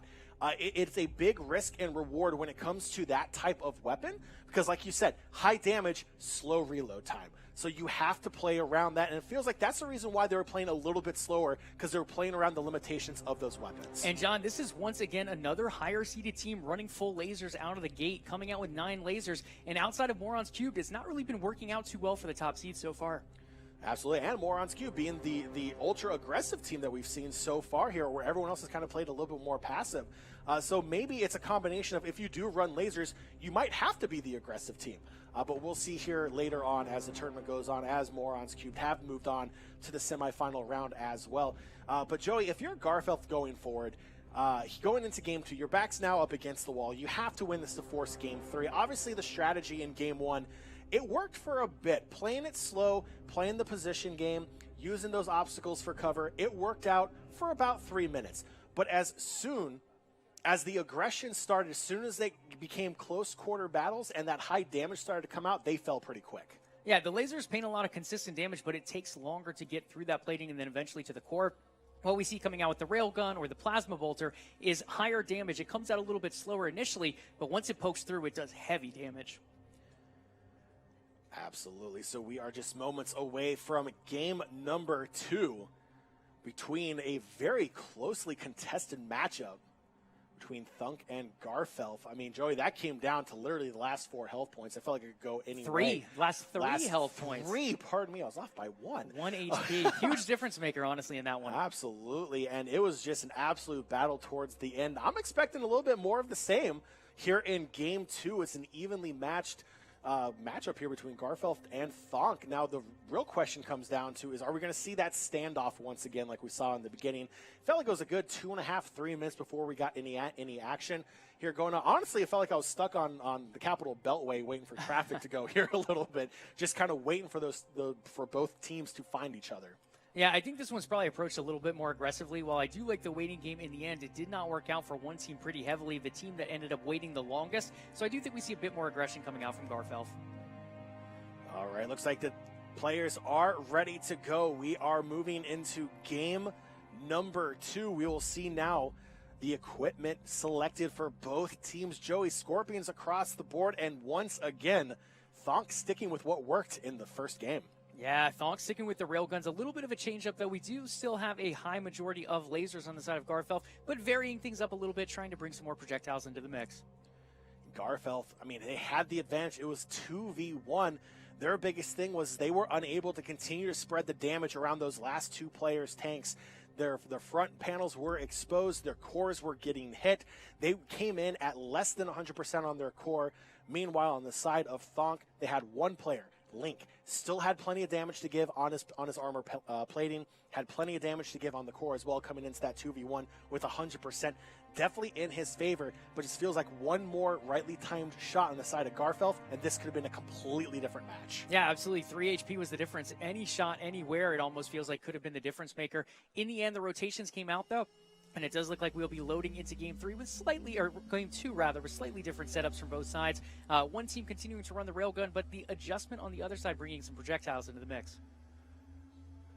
Joey, strap your seatbelts on. Game number 2 ready to go, and we are already doing the circle dance. Both teams going in opposite directions. We'll see how long it takes this time. Again, about 2.5 minutes back in game 1 before the action really started here. We'll see if it is a little less of a wait here in game number 2, but with that ending in game 1, I don't mind waiting another 2 minutes. Yeah, we'll have to see how this one comes out. It does look like they will both be pretty passive overall. You are seeing slight rotations coming around as they continue to go to clockwise to hopefully find one another here shortly. And if they keep going in that same path, they will eventually meet up. Again, taking their time, moving building from building, using that as cover, trying to move together as a team. Again, not really spreading apart, but also not really grouping, still allowing plenty of room. If things get a little spicy there, they can move around a little bit. We see Garfelf just taking their time. Frendel kind of dropping down a little bit from the rest of the team, looking to see if they're trying to come around from the south end. They are not, as Thonk, as you can see on your screen right now, staying true to that north side of the map. They're trying to make Garfelf make the first move. Now, Cats being a little aggressive here, going out in the open a little bit. Double Dog starting to poke around that tower, but Cats moves back in time, using that center building to their advantage to try to hide a little bit more. Yeah, aggressive's a very relative word here, John. Not really moving forward too much, but it does look like the exposure should come out here if Double Dog's looking that direction. And now the hero of last game, Link, is seen first and takes the damage. Communicates with the rest of the team. Now Goof moving in as well. Cats is there. But Garfelf is holding true, using that tower as their main source of defense right now. Double Dog takes a little damage on the left side of the tank. Frendel on the front panel as well. Yeah, a little bit of damage being traded back and forth, but honestly not too much. Link getting lit up a bit, but still very much in the yellow. Not really too much exposure, really on any bit of the core as of yet. Still the passive gameplay continuing here at the 740 mark. Here in game 2, it is 1-0 advantage of Thonk after a thrilling end in game 1. So we're waiting to see how both of these teams adjust here in game 2. Link, the hero who had the 2v1 win at the end. All panels have some damage, but nothing too concerning as of yet. The rest of his team looks pretty good as well. Now Goof's starting to move in here a little bit. Thonk might try to be a little aggressive here. More damage put down onto Link as Cats now links up with Goof towards the middle of the building. Also keep an eye on Link and Cats. Both weapons taking some damage here. We have all 3 weapons for the side of Link. Cats rather taking 2 weapons with some damage. You can disable weapons in this game, so that is a big thing to look out for as well. So those weapons indicators on the top of the tanks as well. And a lot of damage coming out from Garfelf right now. All the tanks on the side of Thonk have damage. Frendel's front left panel completely gone, and the core has damage down to 80. Those heavy shots coming in from Thonk starting to pay off once again. And that is big here. Now they know that Frindle has a very big weakness in that left side. If they continue to hit away at that, that could end up being a huge difference maker, making this a quick 3v2. And Link trying to draw that attention away from his teammates. Now Frendel looking for possibly a flank play here. Sees Cats and Goof towards the north side of that obstacle, and now will fall back. Now Double Dog is going to move around as well. Looking for more sightlines. Goof and Link taking more damage. And this, I really like the play from Garfelf here. Yes, you do have some damage on Frindle down, but they're playing lasers the way I think lasers should be played. They're continuing to stay back, continuing to poke away. Typically, when we've seen teams take advantages early on with lasers, they've moved in and played aggressive and really given up their advantage in doing so. Garfelf using that back wall and tower to their advantage. While at the center is Thonk, but Double Dog takes a massive hit. Sloth Monkey takes a big hit to the right front side of the tank as well. Down to 60 and 50 health on the side of Garfelf. And meanwhile, Thonk is still sitting pretty with all their cores intact. It is trouble for Garfelf. Yeah, Thonk took a lot of damage there on their plating, but nothing on the core as of yet. Garfelf with those cores shown, and a lot of that reasoning being, John, they're not using the walls as much here, and they start to have Goof Snarl coming around from the side here from Thonk, laying down extra damage as well. Frendel, what is he doing? Completely surrounded by Thonk. One player goes down. It is Frendel. The aggressive play ends up coming back to haunt him. Double Dog around the corner onto Goof. Still in trouble here. He's down to 50 for Double Dog. That aggressive play onto Goof, not resulting in any damage to the core whatsoever. Sloth starting to drop down to 20. He's gone. The core is absolutely obliterated. It is now a 3v1 for Double Dog. He's down to 20 health left. It is just a matter of time. It is a 3v1, and Thonk will finish it off for the clean 2-0 sweep. Absolutely big stuff coming out from Thonk there, John. Continuing to lay down that damage. Garfield staying back with the lasers, and it worked pretty well to paint the armor. Unfortunately, not able to penetrate that core in the end as Thonk just continued to lay down the heavy rounds. I think I'm with everyone else here. I was hoping for the 3v1 pull-off there. We saw a 2v1 in the match before. Why not a 3v1? Alas, it did not happen. It is in favor of Thonk taking the 2-0 win in less dramatic fashion here in Game 2. But nonetheless, they have punched their ticket into the semifinals as well. Great play style again, a little bit of slower pace there in the beginning, but it plays off, especially with their weapon choice. You definitely want to make sure you land those massive hits, and it paid off once again. Yeah, the thing with Garfelf is they would usually give up one plating in the front, whether that be left or right. You can use buildings to take that as an advantage. Once that plate's removed, to hide behind a building a little bit for your left side or right side, depending on which side ended up taking that damage, and still continue to lay down that damage, but give yourself more of the armor as well. Quarterfinals have come to an end. Joey, we're going to toss it to a very quick break. During the intermission, we're going to have some members from the Mplex team come on. We'll talk a little bit about Core Disruption, and then we will start the semifinals right after that. So don't go anywhere. You are watching the world premiere tournament of Core Disruption live from the University of Maryland. And welcome back to the University of Maryland here in College Park, Maryland, for the world premiere tournament of Core Disruption. Alongside Joey Courtside King McDermott, my name is John Fiasco-Barman, and we are joined by Galen of Mplex. Galen, thank you so much for joining us here today. Yeah, thank you, John and Joey. I really appreciate you coming out here. You guys have been doing a great job. Appreciate it. So just a few questions here for you today. Just to kind of give our viewers at home and the people here that are watching live in the audience a little more information about this amazing game that you and your team have been working on. Obviously, it's a VR-based game, and when it comes to VR gaming, one of the things that a lot of people are afflicted by is that VR motion sickness. But that seems to be something you guys have been working on and maybe have cured going forward. Yeah, well, cure's a strong word, but we want to make sure that as many people as possible can play the game and play it comfortably. There's a lot of people that are very sensitive to VR simulation sickness, and we wanted to make sure we wanted to reduce as many barriers as possible to the platform. And the biggest barrier, in our opinion, is that simulation sickness issue. Yeah, the other thing, Galen, that I think is really cool is that you guys are developing an AR app as well. What can you tell us about that today? Yeah, so for everyone who doesn't have a VR headset, you can actually fire up an AR app on your phone to watch matches live through a phone and through other AR devices as well. So like on tablet and actually even VR. So even if you do have a VR headset, you'll be able to watch matches for free as well. Awesome. So if someone loads into this AR app, what exactly are they seeing come up on there? Yeah, so you'll be able to actually see different matches play out live. There's going to be a little bit of a delay, of course, so that you can watch matches without, feeding information to other players and things like that. But you'll be able to watch, if you have a favorite player that you like to follow, you'll be able to fire up the app and actually search for their match. If they're playing live, you can go into their match and watch it right there.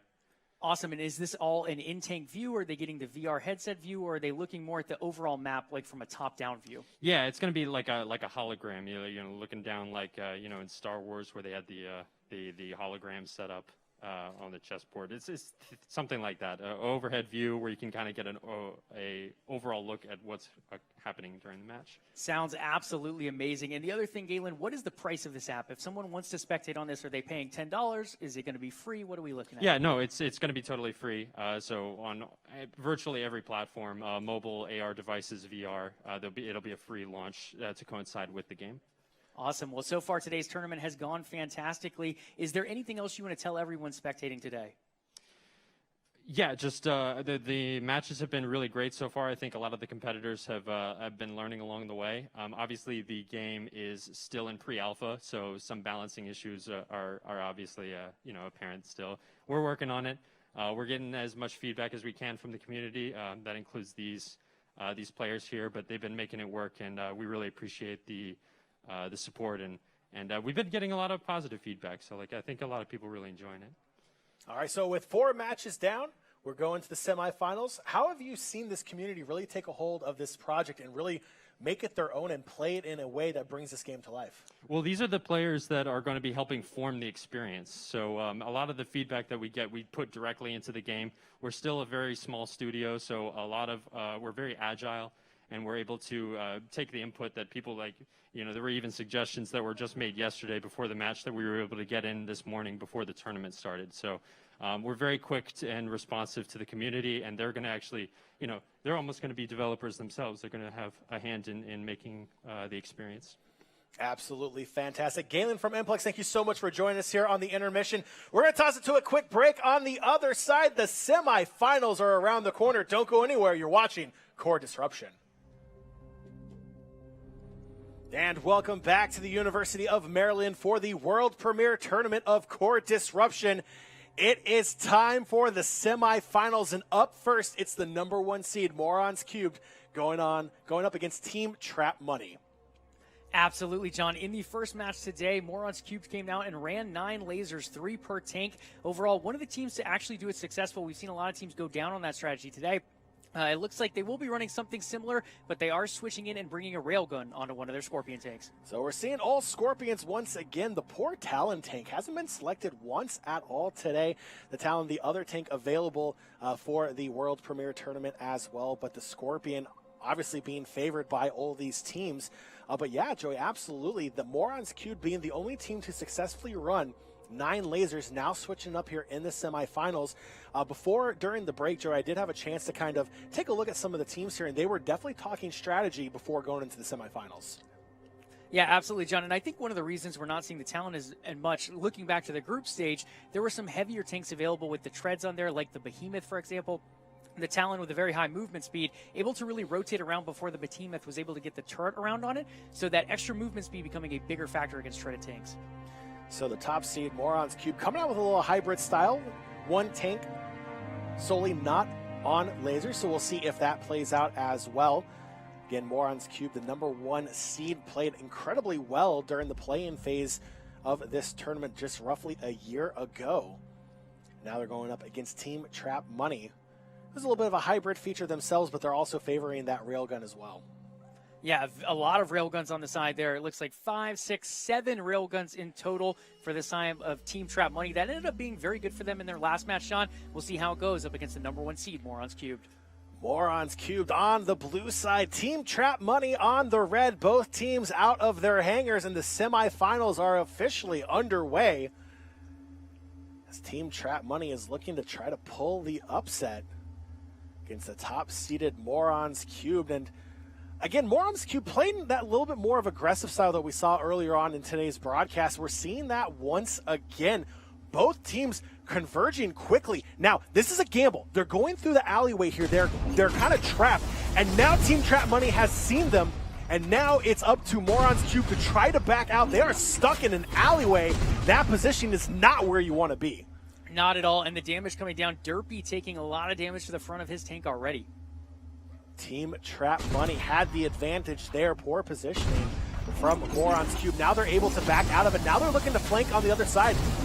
Koi and Amon trying to move away as now Morons Cube being ultra aggressive, taking it to him. Creep pushing all the way up, laying some damage down while taking almost none on his end, but Derpy takes a massive hit to the front of the tank, and his core is already taking damage on the side of Morons Cubed. Yeah, very different strategy here. A lot of teams sitting back and painting with the lasers. This strategy in particular, we see a little round-around going here, John, almost like a merry-go-round as the laser damage keeps coming, but we're also seeing a lot of damage come out from that railgun as well. And Amon now taking damage on the side of Team Trap Money, down to 70 on the core, but Derpy's down to 60 as well. The aggressive play from Morons Cube comes out and strikes first as Amon drops down. It is now 3 versus 2. Morons Cube being ultra aggressive is actually paying off for them once again, as Koi and Walsh are trying to do everything they possibly can to stay alive. Now Swash now has his core taking damage as well, down to 70 health. Creep has the core hit as well, down to 86. And now it's a 3 versus 1. Koi, the last man standing for Team Trap Money. And it's just a matter of time as Brandon's tank still looks pretty fresh. Creep down to 36, a massive hit coming in from Koi. But it may not be enough as he is fully surrounded by all 3 players from Morons Cubed. Creep down to 637 for Koi. It's just a matter of time. Does take one down. Koi down to 7. Will take one with him, but that will do it. Morons Cube taking game number 1. That aggressive style once again paying off for Morons Cube. Really the only team that's pulled off the aggressive play to the point to a win here so far today. Yeah, absolutely. That railgun does a lot of damage, John, but it takes longer to reload as well, and we see Morons Cube taking advantage of that here. A lot of teams sitting back and painting with lasers, and while that works, they get aggressive a little bit later on. Morons Cube going aggressive all the way from the beginning, but also pulling in a little bit of a railgun of their own, laying down that heavy damage after the paint comes down on the armor from the lasers. Yeah, it seems like that gamble paid off here a little bit. All 3 tanks not going lasers. They had the one that was fully stocked on the railguns. It seemed to have paid off. It seemed to work. They were able to take down Team Trap Money pretty quickly once they really pressed the gas pedal down on their tanks and just really took it to them. Team Trap Money responded pretty well, but it just came down to the point where they were fully surrounded and their positioning was completely torn, surrounded on all sides. Absolutely. The lasers lay down that consistent damage, and it does overheat after a little while, but the big thing there is that the recharge time is much, much quicker than what we see coming out of the railguns. They're able to take advantage of that by pushing up so aggressively. Now, I want to go back here towards the beginning of this game when Morons Cubed made the decision to go into that alleyway along the wall using that obstacle as they're trying to kind of be a little sneaky, trying to sneak up on Team Trap Money. That was a great opportunity for Team Trap Money. If they were able to catch them in that alleyway, they could have easily taken down a tank very early in that game, but instead they weren't able to see where Morons Cubed were, and they were able to recover in time. Yeah, that was a big difference maker there. They did get pinched there early on, but because they had an out through the backside of the alley, they took it as a smart team would. They were able to back out and reset themselves the way they needed to. So now going into game 2, Team Trap Money has their backs against the wall. It's a must-win here in the semifinals if they want to punch their ticket into the grand finals. The team that does not advance will be dropping into the 3rd place game, which will be carried later on here this evening. But nonetheless, both of these teams, they are looking for that ultimate prize. They want the money. They want the bag, Joey. They want to go home as the first ever champions here of Core Disruption. And for Morons Cube, they're 1 win away from punching their ticket into the grand finals. But Team Trap Money, I feel like they're going to come out, they're going to make those changes that they need to coming here into game 2. We've seen what they're capable of in their quarterfinal matchup. What are they going to do here to possibly take game 2 off of Morons Cubed? Yeah, the biggest thing is if Moron Cube stays with this strategy, they're going to come in with those 2 lasers. They're going to run 1 railgun as well, paint the damage with the lasers, and then put down the finishing blows with that railgun. We saw it work out very well with the aggression that they played in this last match. Now, if you're the other team here, if you're Team Trap, maybe you start sitting back a little bit. Maybe you start having them move forward, and you can lay down that damage while they try to close the gap. Now, something I would like to see, too, is when Morons Cube makes that aggressive push, rotate around them, surround them on all sides.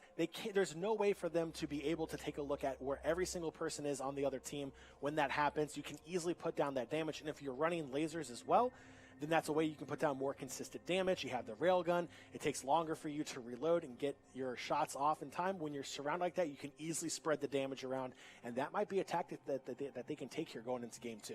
Yeah, the surrounding strategy can work, but it doesn't work as well with the railgun because of that reload time. So if they do throw a few lasers into their lineup or a machine gun or change things up a little bit where they're not just running slow weapons, that could definitely work out as well. Teams are getting ready for the second match here in this best of 3 in the semifinals. Morons Cubed 1 win away from punching their ticket to the grand finals. Game 2 coming up. Again, it is all Scorpions across the board, and now we're seeing more hybrid picks here when it comes to weapons. Now on the side of Morons Cubed, instead of 2 tanks running full lasers, we're seeing that hybrid lasers and railguns across the board with 1 full railgun tank as well. Yeah, I really like that adjustment for Morons Cube. You realize the railgun is laying down that heavy damage, but you're still bringing that consistent lighter damage from the lasers as well. Mixing it in with that heavy damage kind of allows them to change their strategy up on the go. Team Trap Money again relying on that railgun as their main damage dealer on their Scorpion tanks. Again, they need to win game 2 to force game 3 against the number 1 seeded Morons Cubed. Again, that name does not check out, Joey. Morons Cubed playing out of their mind here today at the World Premier Tournament of Core Disruption. As we head into game number 2 again, Morons Cubed 1 game away from the grand finals. Thousands of dollars on the line. And they are so close for their opportunity to secure the big win. They just need to get 1 more here against Team Trap Money. Team Trap Money looking to pull the upset. They need to win game 2 to force game 3.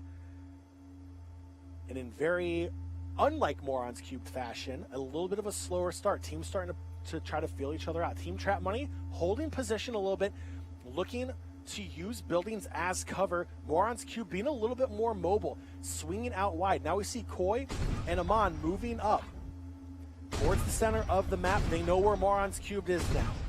All 3 players are there. They are grouped up using that side back wall.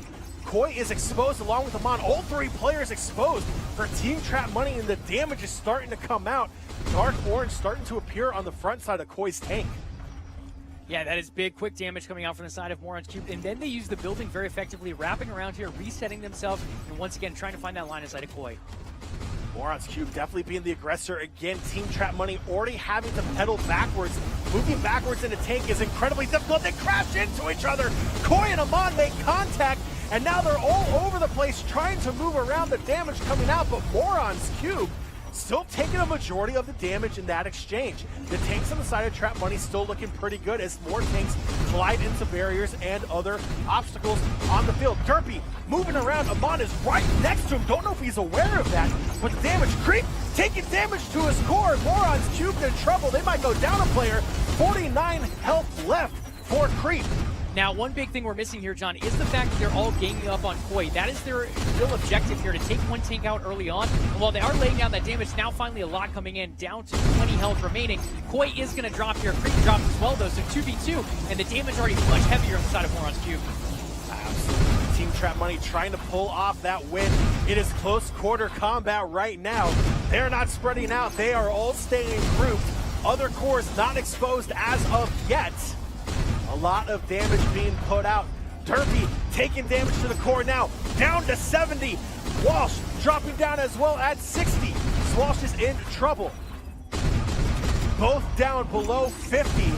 And now it's a 2v1. Team Trap Money down to the last man. It is Amon trying to take down Derpy to even it out. He will do that. That was a 1v1 full core in attack for both teams.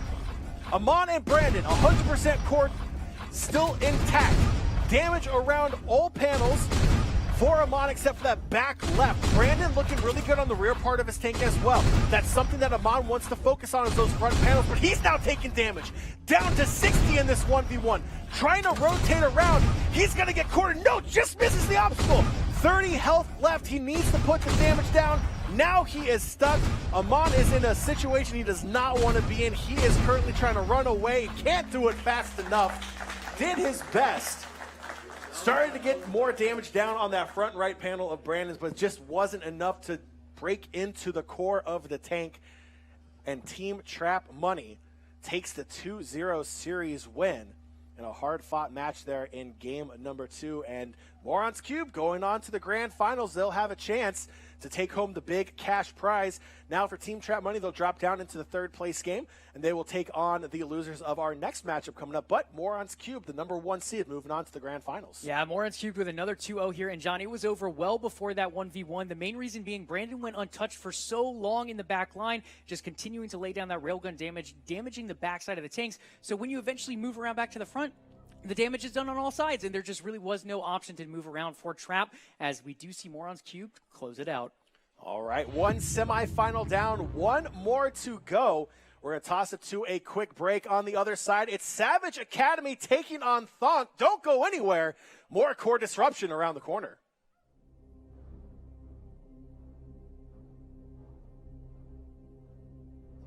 World Premier Tournament of Core Disruption. 1 semifinals in the books, 2nd one coming up next. Joey, it is going to be Thonk going up against Savage Academy here in the 2nd semifinals, and the winner has a date with the number 1 seed, Morons Cubed. Yeah, Morons Cube looking extremely strong in that last matchup, once again taking a 2-0 victory. But both these teams not teams to sleep on either, as Savage Academy came out very strong, as did Thonk, kind of really adapting to that railgun strategy and taking that on as their own. Absolutely, and we kind of saw it a little bit in the last semifinal as well. What actually plays out better, that aggressive tactic or that kind of wait-and-see kind of play? We saw both teams come out with 2 very different strategies here. We had Morons Cube come out, and they were ultra-aggressive, and they stayed ultra-aggressive. I think that's one of the big key things, is that if you're going to go the aggressive route, you have to stay aggressive. You can't make that change halfway through the map and decide, okay, now we're going to play passive. No, you have to stick with it through thick and thin. That's what we saw, and that's what's got them to the grand finals. We'll see if these teams now take that into consideration, as now Thonk and Savage Academy have a chance now for guaranteed money by winning this series. Absolutely. Both teams going full Scorpions again. Thonk going heavy on the railgun. Every single weapon slot taken up by the railgun. On the opposing side, we do have quite a few lasers coming out. It seems to be a common strategy today, as well as some interesting changes coming in from the side of Savage Academy compared to what we last saw. Absolutely. Thonk again sticking with what got them here into the semifinals, and that is that railgun on top of their Scorpion tanks. Again, Link with that impressive 2v1 secure game 1 back in the quarterfinals for Thonk. The real hero there to help Thonk punch their ticket here into the semifinals. Now going up against Savage Academy. It's both teams now coming out of their hangars, and the 2nd semifinals underway here at the University of Maryland. We'll see how both of these teams play. Again, both these teams, just a reminder, in the quarterfinals did play a little bit more passive than what we've seen before. So we'll see if any of these teams change up and try to be more aggressive. The first shot coming out from Killer Skittles on the side of Savage Academy. Yeah, I think the other thing worth mentioning here for Savage Academy, John, is the Plasma Bolter being favored over the Railgun. It does lay down some pretty heavy damage, and over time, it's a little bit of a higher damage, but a little bit less effective at long range. Light damage coming out on both sides. Nothing to be concerned of as of yet. Now Cats has damage on all sides except for the rear part of the tank. But Killer Skittles taking that massive damage to the front right panel. Core already taking damage on the side of Savage Academy. That's something that he's going to have to keep an eye on. He's going to need to favor the left side of his tank going forward. And that's that railgun doing work. Effective at a long range and effective at really being that pinpoint damage. A lot of people can even look at that as a finish-off type of weapon. So far, finishing the upper right plate of Killer Skittles' tank. And Vixel and Chaimaster ran into each other twice. The communication needs to get better on the side of Savage Academy because you can't afford to run into your other teammates. They may have a sightline that you don't have, and you just completely knock them off. Killer Skittles in trouble. That other front panel about to drop as well. Yeah, the Chi definitely off with some movement here on the side of Savage Academy. They are starting to rotate back, though, realizing they took a lot of damage in that initial fight and trying to find some recovery behind a building. Thonk still looking good, spreading the damage out across all of those plates.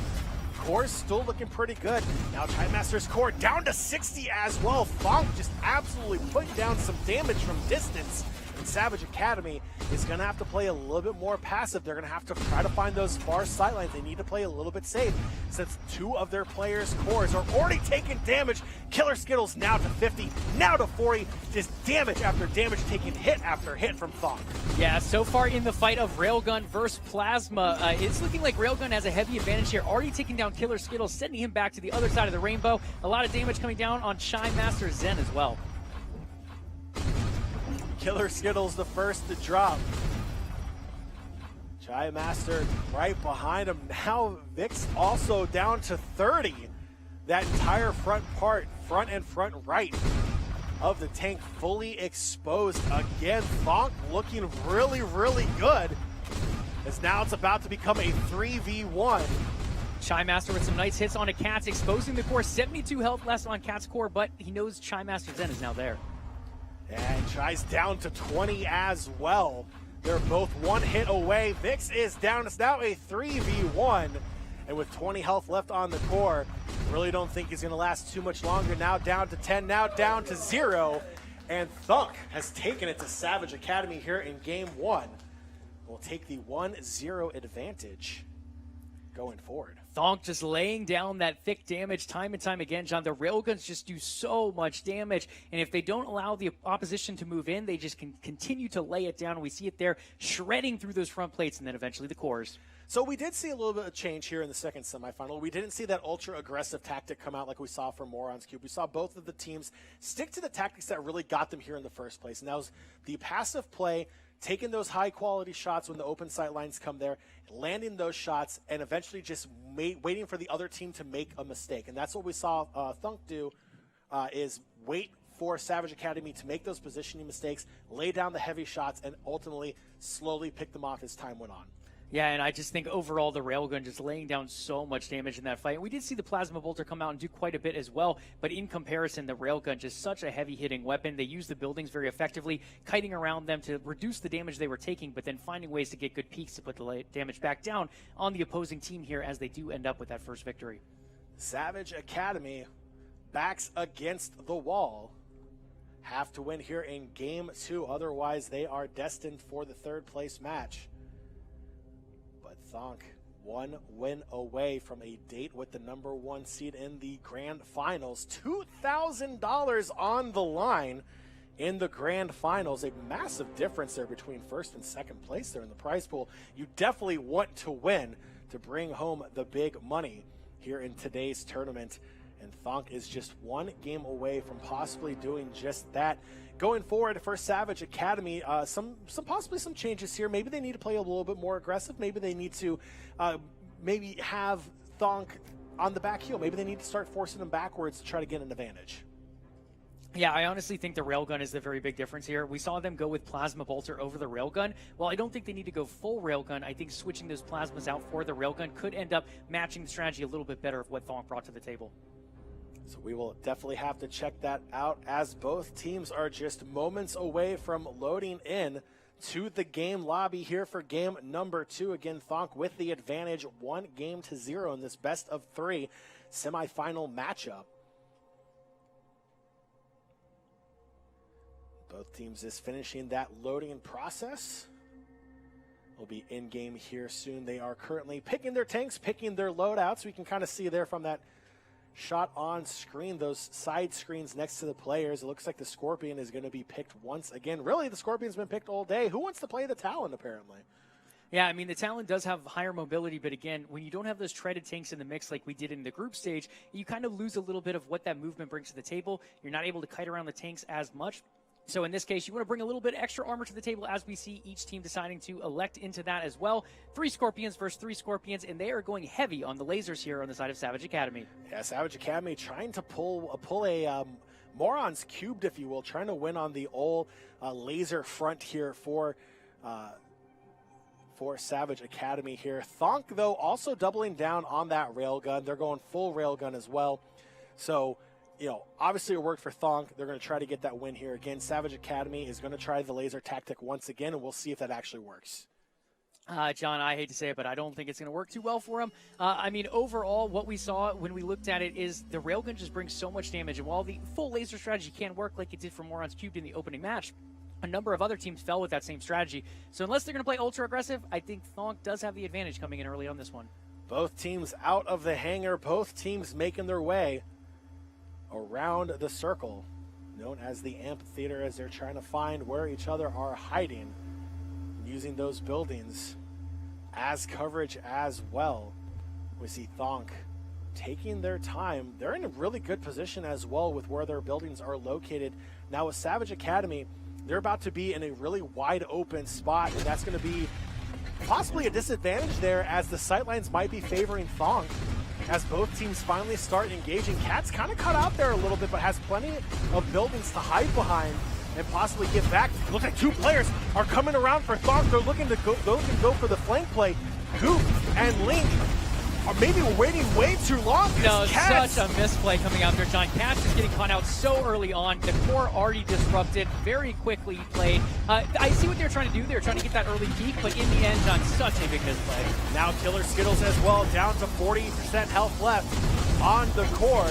Just moments away for Thonk to even up at 2v2, but that misplay may come back to haunt them later on in this game, as now Chai and Killer have Link all to themselves to 2v1 all the way at the other end of the map. So it's a 1v1 for Goof and Vixel, but it's Chimester and Killer on Link, and Link is down to 58% left on the core, and he's in trouble.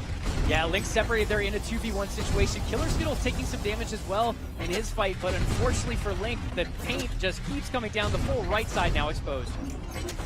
2 players bumping into each other again. Link will fall down. Goof is already in danger. 66 left on his core health as well. And Savage Academy is looking to even this one up, and they just might do that. Goof, last man standing, getting absolutely torn apart. That will even the series at 1 apiece. Savage Academy and Thonk heading to game number 3. 2 different playstyles we saw from game 1 here into game 2. And it really worked out for Savage Academy in the end.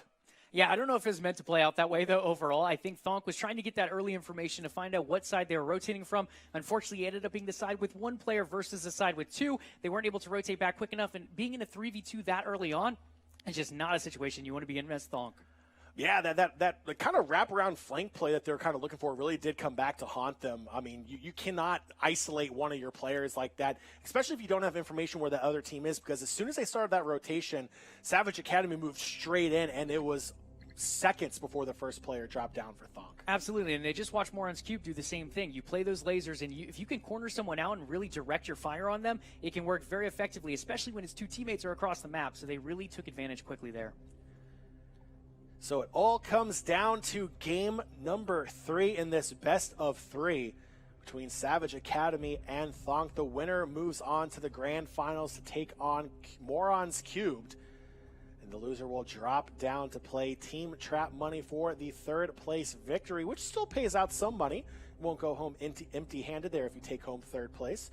But obviously the prize at the end of the road is that $2,000 grand prize.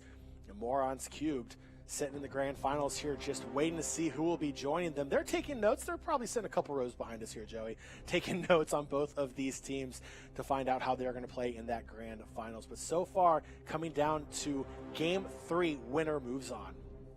Yeah, so I think the big thing here is, does Thonk make any adjustments? Do they come out with full railguns again? It worked so well for them in game 1. It ended up working not quite so well there in game 2, as they did get picked off early. I think that was more about movement than the weapon choice, though. Absolutely. So definitely have to keep an eye on that moving forward, and it looks like it will be the exact same setup here going into Game 3.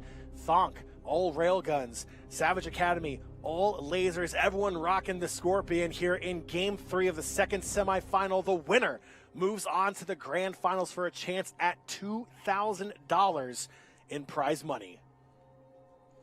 Prize money on the line, John. Quite a bit of it today, as you've mentioned before. Again, the railgun strategy and the laser strategy both coming out. We saw one work very well in favor of Thonk with the railguns in Game 1. In Game 2, that laser aggression, finding a way to catch out a player from Thonk ended up being the difference maker. Here in Game 3, we're all even, though 1-1 apiece, but only one team moves on. Both teams moving straight towards the center of the map. No one really kind of going around the outside. See when the teams finally identify where each other are hiding at, and they will do just that. Those massive barriers in the middle providing some shelter as Thonk looks to be closing in as well. Savage Academy pushing up as well. This is going to be a very aggressive play from both teams here as Savage Academy starts moving in, but Chidemaster taking massive damage to the left side. That back left already exposed, taking damage to the core. Link's taking damage as well, down to 67.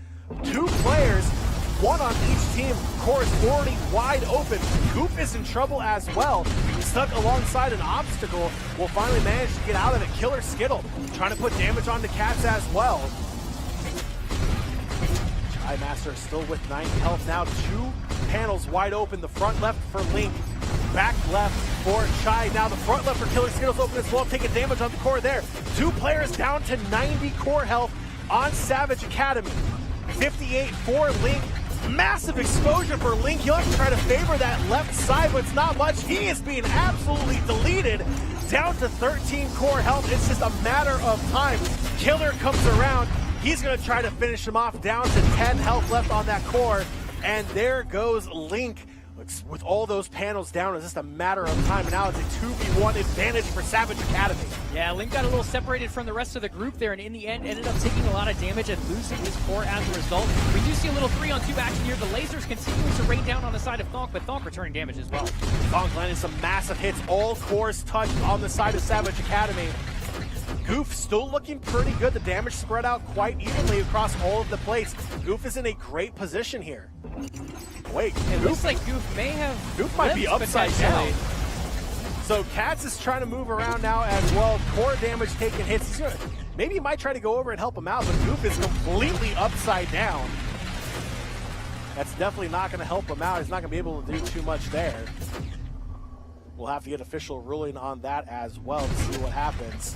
But that's a massive advantage for Savage Academy right now. And it looks like they're going to move on to Cats here. Try to get the finish. Killer from the front and Chidemaster coming around from that backside. The exposure's there and the core has been disrupted. That just leaves Goof here, who unfortunately is sitting on his turret upside down, John. It is a hover tank, but it's not doing much hovering at the moment. The 4 hover boosters are shoving them quicker into the ground.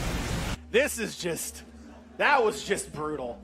Sitting there, nothing you can do. 3 lasers is pounding away, absolutely helpless. That's a bad feel right there. Feels bad, man. We'll have to wait for the official ruling on that, with the turret ending up being the bottom of that tank in the end case there. Overall, very strong play coming out, though. Okay, I did just get a signal over here from our production crew here. It looks like it will be a replay of that match because the tank did flip upside down. So that will be a replay there. It's just one of those feels bad moments. You don't want your hover tank upside down. You're kind of like, no pun intended because we're at the University of Maryland, but it's kind of like a turtle upside down on its shell. Yeah, it definitely doesn't help out. Absolutely, a lot of spinning. Unfortunately, not like Mario Kart. This shell doesn't do too much damage as it's hard to aim when you are upside down in this one. So as we load into that replay, John, overall I think the strategies look pretty good there. Thonk came out with their same railgun strategy. The damage coming out from the lasers, though, the lasers able to really paint a lot of damage, and then the roundabout, it seems like the disadvantage for Thonk has been separating one player from the rest, really getting taken advantage of in those situations. Yeah, this is definitely a game that you want to make sure everyone's on the same page when it comes to position. We saw that plague Thonk there in Game 2.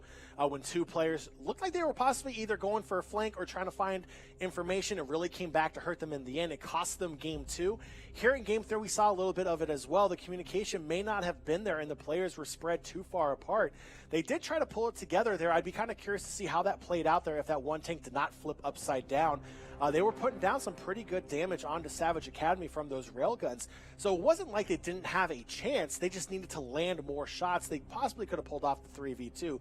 But nonetheless, with that upside down tank, we have to replay that, and maybe we'll see a different strategy here in the replay of game 3. Yeah, and I think the initial chase was fine. You ended up with a 1v1 situation, and you were looking for that flank. You had 2 tanks sitting there waiting to try to surprise the other tank out when they came around the corner chasing your one tank that did get caught out. Unfortunately, the chase came a little bit too slow as the damage was already laid down. The replay of game number 3. We are loading into the lobby right now as we are heading into the amphitheater for the last game here. Game 3, the winner moves on to the grand finals. And Joey, we're seeing a little bit of a twist here. We're seeing Savage Academy stick with the lasers, stick with the Scorpions, but on the side of Thonk, I believe this is a weapon we have not seen pulled out here today. Yeah, Thonk switching things up here and going with the auto cannon, John. Very fast fire rate with the spinning motion. Think almost like a machine gun turret in a sense. So it's going to come down. It's going to lay some moderate DPS, moderate heat generation, and it is quite long range. But, John, it has a tough time shredding the tank plating, rather. It is a Gatling gun on top of a tank. Each tank will have 3. That is 9 Gatling guns. Who knows? Maybe they might try to do that 3 versus 1 strategy. They might try to be the ultra aggressor here, focus on one tank, take down that one panel, and go straight for the core. That's all it takes. One panel going down, exposing the core. The rest of the tank could be completely untouched. And here we go. You can even hear the difference in the weapons as damage starting to be laid out. Savage Academy putting down the damage so far onto Thonk. And the 2 players for Thonk, Cats and Link, already running into each other. Definitely not what you want to do there, as the aggression from Savage Academy might actually be paying off now, as it looks like Thonk is kind of stuck between a rock and a hard place, trying to move around. The separation from Savage Academy looks to be paying off here, as Link is now into the orange on both front panels of his tank. Trimaster as well. That front left now fully exposed. Those Gatling guns from Thonk really starting to do some damage on the Trimaster. Both are down. Both front panels are down. Now the core taking some damage as well. This strategy might pay off. It might, but there's damage being returned on the other side as well. Link taking quite a bit of damage. Both front panels down, and the core just dropping below 50 now at 44. Trimaster now down to in the 60s as well for the core health. A lot of the panels exposed there as well. This one might be over fairly quick as now Cat's taking massive damage. He's going to drop first. Now 2v3 favoring Savage Academy, but Chai is at 17 health left on his core. It's just a matter of time. That back right panel is just a hit away from dropping. Link now dropping down as well at 20 for core health. It might become a 3v1 very quickly here unless they can get Chai Master down really quick. It's only going to be a couple more hits. Link falling. Goof falling as well. Now into the 50s for the core health. Link down to 6. Now he is completely out. It is now a 3v1, and Savage Academy is going to finish off Goof in just a matter of moments. Will he be able to take Trimaster down with him as well as a consolation prize? Probably not. Down under 10, core disrupted, and Savage Academy is moving on to the grand finals. Well, I appreciate the creativity coming out there. The auto cannon going on every single weapon slot does not seem to be the way to go, John. In the end, it just ended up being an auto loss with all that damage coming down from the lasers. It may have been a good strategy if you went full 3v1 and you kind of focused on one panel, you blow the panel down, and you're able to hit the core pretty quick. It might work, but the problem is you're not trying to hit a stationary target. It's kind of moving. It takes a lot of aim, and this is a VR game, and it gets very difficult to do that. So unfortunately, the auto cannon, the Gatling gun, if you will, just did not work in their favor. They will be dropping down to the 3rd place match. There'll be Thonk versus Team Trap Money, but the grand finals will now feature the #1 seed Morons Cubed going up against Savage Academy. Absolutely. So they're still not out of it yet. There's still a chance to win some money as they do head over into that 3rd place match. But overall, Morons Cube looking so strong today, John. Definitely the team that is sitting at the top of the list, coming in as the #1 seed and showing why.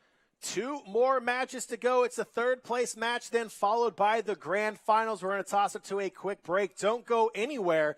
Core Disruption live here at the University of Maryland. We'll be right back.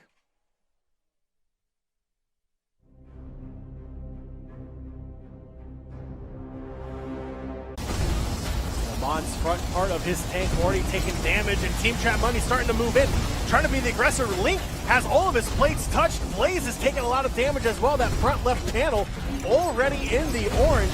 No damage to the core as of yet, but it is an all-out brawl here early on in the third place match. Yeah, Link in a tough situation, taking so much damage. Blaze as well, though. Blaze with orange damage up toward the plate up in the front and taking tons of core damage as well. Just absolutely dropping off both sides. Link down to 4. He'll be the first one out. Thonk down to 2. Blaze will join him next, back to a 2v2 as it's 2 quick exits for Link and for Blaze. That leaves Koi and Amon on the side of Team Trap Money, and it's Cats and Goof on the side of Thonk.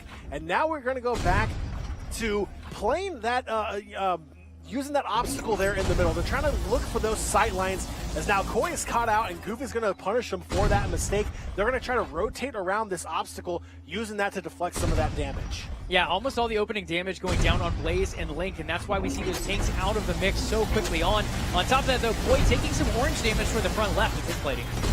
Yeah, Koi taking a lot of damage on the front side of that tank. He'll need to try to rotate around and try to spread that damage out. Now that front left exposed, the front right as well. 85 health left, down to 55. Massive damage coming out from Thonk onto Koi, and he goes down. It's now a 2v1. Amon, though, full health for the core. Damage pretty well spread out across his entire tank. Goof under 50% now, down to 14. This has a chance to go down to a 1v1, but Amon's core down to 60 as well. He's going to have to play the positioning incredibly well if he's going to try to make something happen here. It's down to a 1v1, but it doesn't matter. Cats comes in for the cleanup, and Amon drops down, and it will be 1-0 in favor of Thonk. Yeah, unfortunately for Amon, that upper left plating toward the front of the tank went down, and there was another player right there able to hammer right into it and hit the core. Came down to almost a 1v1 opportunity there, but unfortunately with Amon's core being exposed, taking the damage already, it didn't play out too much longer, so Thonk takes the 1-0 lead here in the third place match. Just one win away from taking home a cool $300. That's pretty good for a couple meal swipes here and there, but nonetheless, who doesn't love taking home some kind of prize money here at the inaugural world premiere tournament for Core Disruption? Both of these teams going through the quarter and semifinals, dropping down into the third place match. Some of the best teams we've seen here today. They've made it this far for a reason, and now Team Trap Money back up against the wall. They need a win here in Game 2. Yeah, I'm glad we didn't see Thonk run the full auto cannons on every tank this time. I think they were able to bring a little bit more variation of damage, able to paint some more damage down early with the lasers, and then finish them off there with the heavier bullets as well. In the end, it ended up being a great strategy for them. One player apiece going down early on, but then in the 2v2 situation, Thonk really able to take it on. Yeah, absolutely. And with this game still being pretty new, players and teams are still trying to work out strategies. I think the autocannon might be one that we can safely cross off the list as of right now. At least not for every weapon slot. You can mix it in here and there, but all 9 weapon slots definitely not filling with autocannons. All right, both teams loading back into the game for Game 2 of this best of 3 in the third place match. Joey, right after this will be the grand finals. And it's going to be a great matchup there as well. But again, we still do have at least one more game here in the third place match with Team Trap Money starting to pull it back there a little bit in Game 1. They were very close to really having that 2v1 opportunity. But unfortunately, it was this massive heavy damage coming out from Thonk, and it was just really hard to survive. Yeah, when that damage starts getting laid down, it just becomes tough. And in that situation, again, that upper left plating going down early just allowed for an exposed core pretty early on from the side flanker. In the end, that ended up being the difference. Now, it's almost like when your front paneling goes down, you kind of want to switch around and like use your back end as your front, but then that completely inverts everything. Right goes left, left goes right. And for some people, not saying anybody here, but for some people, that is a completely different element of the game that's really hard to grasp, especially in a VR simulator, where you have to look around and swivel your head as well. It's just an extra element that makes this game even more challenging for competitors to play at an elite level. Absolutely, and not only that, but everyone using hover tanks today, you also have that quick mobility, that fast movement coming out. And in a 2v1 situation, sure, you can turn as much as you want, but you're always going to have another player turning with you, and they're going to have two different angles covered, and it just becomes tougher and tougher. Absolutely. We are just moments away from game number 2 as both teams are loading back up into that lobby, making their final selections on their tanks and their weapons. Joey, I'm going to try to predict the tanks that they're going to use. I'm going to go with Scorpion because we haven't seen Talon played as of yet, even though that is one of the tanks available here. And as we're about to load in, we will see what those selections are. And yes, Joey, I should have bet you $5. It's all Scorpions again. I don't think I would have taken that bet today, just given the trend. But we do have Team Trap money coming out. Full lasers, 9 slots filled by lasers on the opposing side of Thonk. They are going a little bit back to what we saw with that railgun. They only ran it in 3 slots last time, now going to 6 with the other 3 slots filled up with lasers. It'll be interesting to see here if Team Trap Money is going to do what we saw Morons Cube do, which is be that aggressive team with the lasers going into this last matchup. It might work. It might catch Thonk off guard here. Otherwise, with the lasers playing that passive play style, it seems to have not worked from what we've seen today. Yeah, it's tough to play passive with lasers, and you can do it. You just have to really use your covering very effectively. You have to paint the target. When your heat gets up too high, slide behind a building, wait it out, then come back out. But when you come back out, Thonk is going to be ready with those cannons available as well. Those cannons already firing off, and a lot of damage coming out onto Thonk early. That's, again, an advantage of those lasers is you will put some damage onto those plates early on. But again, Thonk with those heavy hitting weapons on their tank can do some massive damage real quick as well. Yeah, damage coming out pretty early. All the tanks really being painted up by the lasers from the side of Team Trap Money. But for the side of Thonk, again, that heavy damage that you mentioned, John, the plating is starting to turn yellow. It's eventually going to turn orange as that damage continues to be laid down by the railgun. And Koi was trying to sneak around that backside for a flank opportunity. Pulls back at the last moment to stay grouped up with his team. Probably a smart decision there. As now Thonk trying their best to play around that building as an obstacle to hold off that damage. Now Link trying to sneak around the corner. Amon is there trying to back away. Again, these tanks, high mobility for these hover tanks, are able to move around quite a bit. They also have to take into account those lasers having a cooldown period, and Amon is getting absolutely demolished right now. That front right panel completely gone. 41 health left on his core. Down to 11. Amon's not going to survive too much longer unless he can find a way to spread that damage out, but those other plates are starting to turn orange as well. It looked like the end for Amon, caught up against that building, but somehow his teammates move in just in time to allow him to rotate out. He gets out with 11 health, but he is very far from the opposition here. He's going to be able to lay a little bit of damage down, John, but not too much to work with. And now Blaze has that front right panel down as well. Core still at 99. Not too much damage putting down there as of yet. All the core still intact on the side of Thonk. Amon's going to be playing from deep, looking for those long-range shots. Helping lay down some more damage, and Link taking some massive damage as well, but Blaze goes down first, and it's a 3v2 favoring Thonk, but Link is at 37 as well. Amon still somehow surviving with 11 health left on the core. Yeah, Amon not able to put down too much damage in return, though. Getting a little bit of paint on the back of Cats with that laser, but now he's been found out by Link and Goof. They're both moving in. Koi trying to lay down some damage on Goof, but Amon with very little health. Koi down to 10, down to 0, and Thonk will take the third place match. 2-0. That's $300 in the back pocket. Pretty nice prize pool there for the third place finish. Team Trap Money, best, probably, I'm kind of surprised Amon lasted that long with 11 health. I mean, that comes down to his positioning, being able to survive that long, using those obstacles to really help benefit him to stay in the game even longer, laying down some long-range shots. Obviously, it's very, very tough in this game to survive when you only have 11 health left on your core and with so many panels exposed.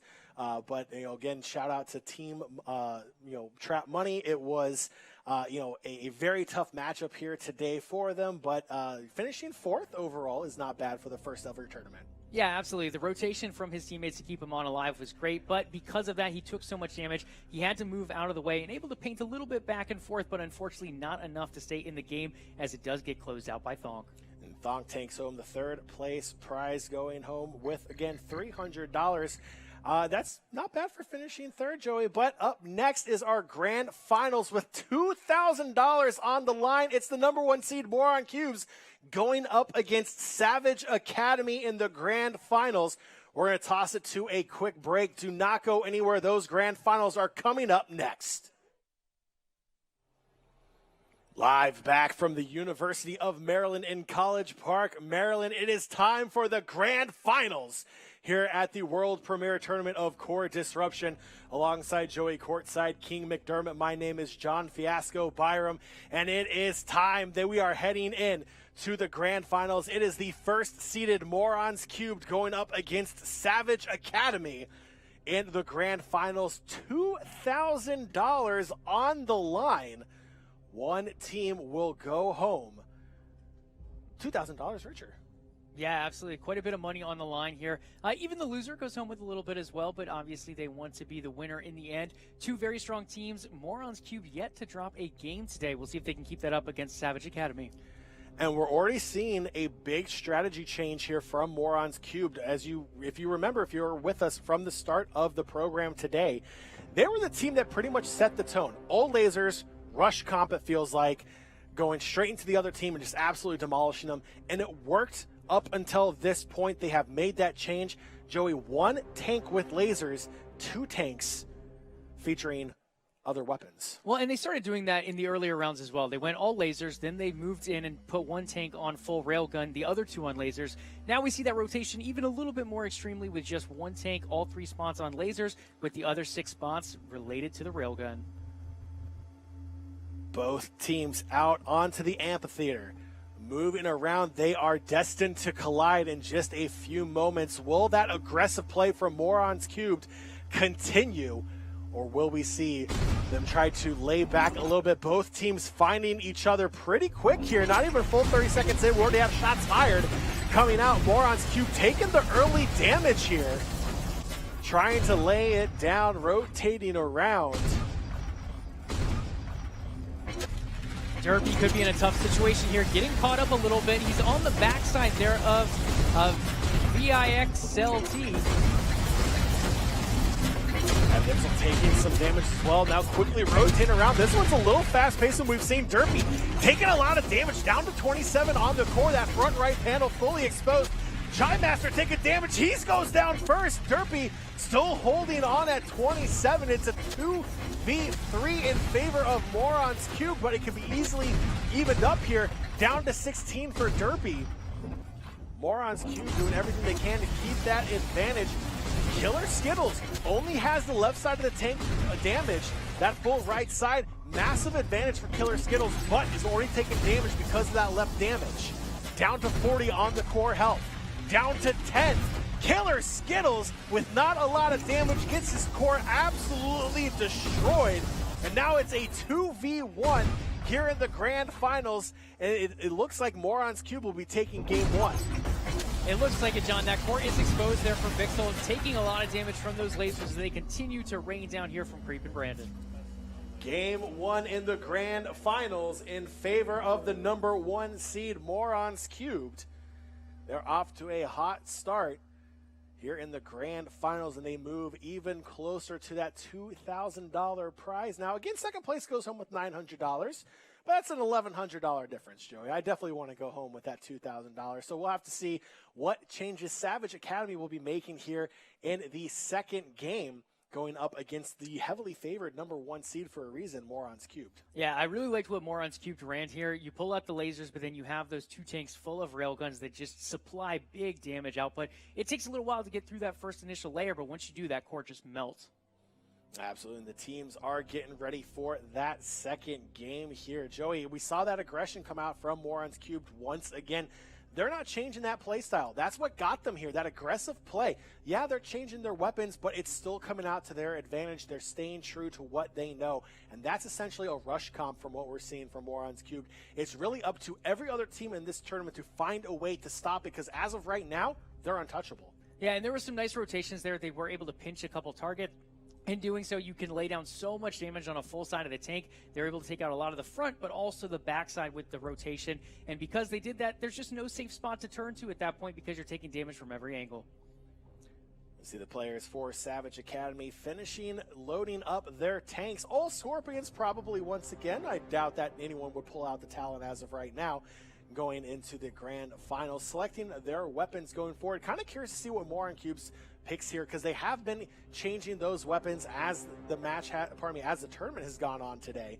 So we'll see if they'll stick with that. I'll be kind of curious to see if they return to the old laser comp and just go full rush again.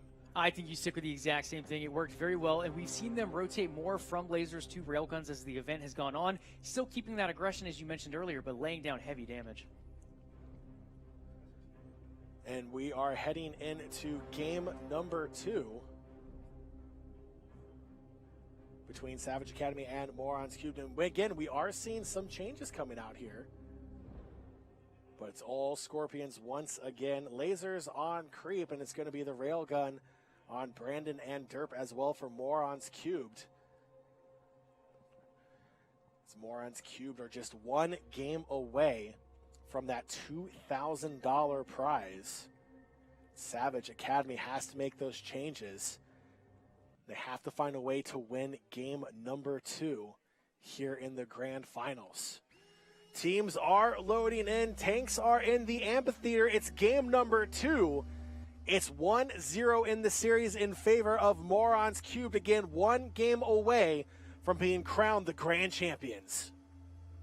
One game away, less than 10 minutes away, depending on when those cores get disrupted, John. But overall, a very similar start here. Instead of going around the map, they are going straight through the map here as Morons Cubed looks to go aggressive. Super aggressive. They don't want to waste any time. They want to get that prize, and they want to head home. They want to throw an after party after this if they're able to close it out here. The damage coming out from Savage Academy here early on. Again, with those lasers putting down the damage early on. But do not count Morons Cubed out. They are very aggressive, and we're seeing it once again. The damage coming out. No cores touched as of yet, but the damage is being sprayed all over Killer Skittles. That front right panel already in orange. Just couple hits away from that core being widely exposed for him on Savage Academy. Yeah, just like when you leave them in a hot car, John, the plating just melting away on these Skittles, just continuing to fall down. Front right already taking orange damage, as well as the back core not exposed as of yet, though. Creep taking heavy damage, though, from Savage. Creep getting absolutely demolished, down to 3 health left on the core. Early advantage here going to Savage Academy. Creep goes down. They have a chance now. It's 3v2. Killer Skittles down to 20 on his core. This might even up really quick. The advantage might disappear really, really quick here for Savage Academy, and it will. It is now a 2v2. Both remaining players for each team. 100 health left. No! Derpy's dropping like absolute crazy. The damage coming in from Savage Academy. Derpy down to 8. Massive advantage for Savage as Derpy is 3 hit points away. 1-0. It's now 2v1 for Savage Academy, and they might even it up here if they can finish off this 2v1. Rotating around, Brandon is stuck between a rock and a hard place, facing down 2 tanks, just taking hit after hit. The core is now exposed. 86, 44 left on his core, and it is slowly melting away and will come to an end, and Savage Academy have forced a game number 3. John, Chi Master with huge plays there, coming around on that early initial flank, able to lay out so much damage before even being found. That ended up being a huge difference maker to take into the mid game. It is a grand final for a reason. It is going the distance. We are going to a decisive game 3. The winner of the next game, $2,000 winds up in their back pocket. That is a pretty intense game coming up here in game 3. Both teams taking one game apiece, obviously going into game 3 here. But both teams really kind of adjusting along the way here. I'm kind of curious to see now how Morons Cubed is going to respond as the momentum is on the side of Savage Academy. Yeah, they played very aggressive through these first 2 games. It worked very well in game 1. In game 2, they allowed for that flank to come in, and that ended up being a huge difference maker. And Savage Academy played that incredibly well, going for that early kill, exposing the core on the side of Morons Cubed. That really gave them that advantage and really gave them that boost of confidence that they really needed. This is the first map Morons Cubed have dropped today in this tournament.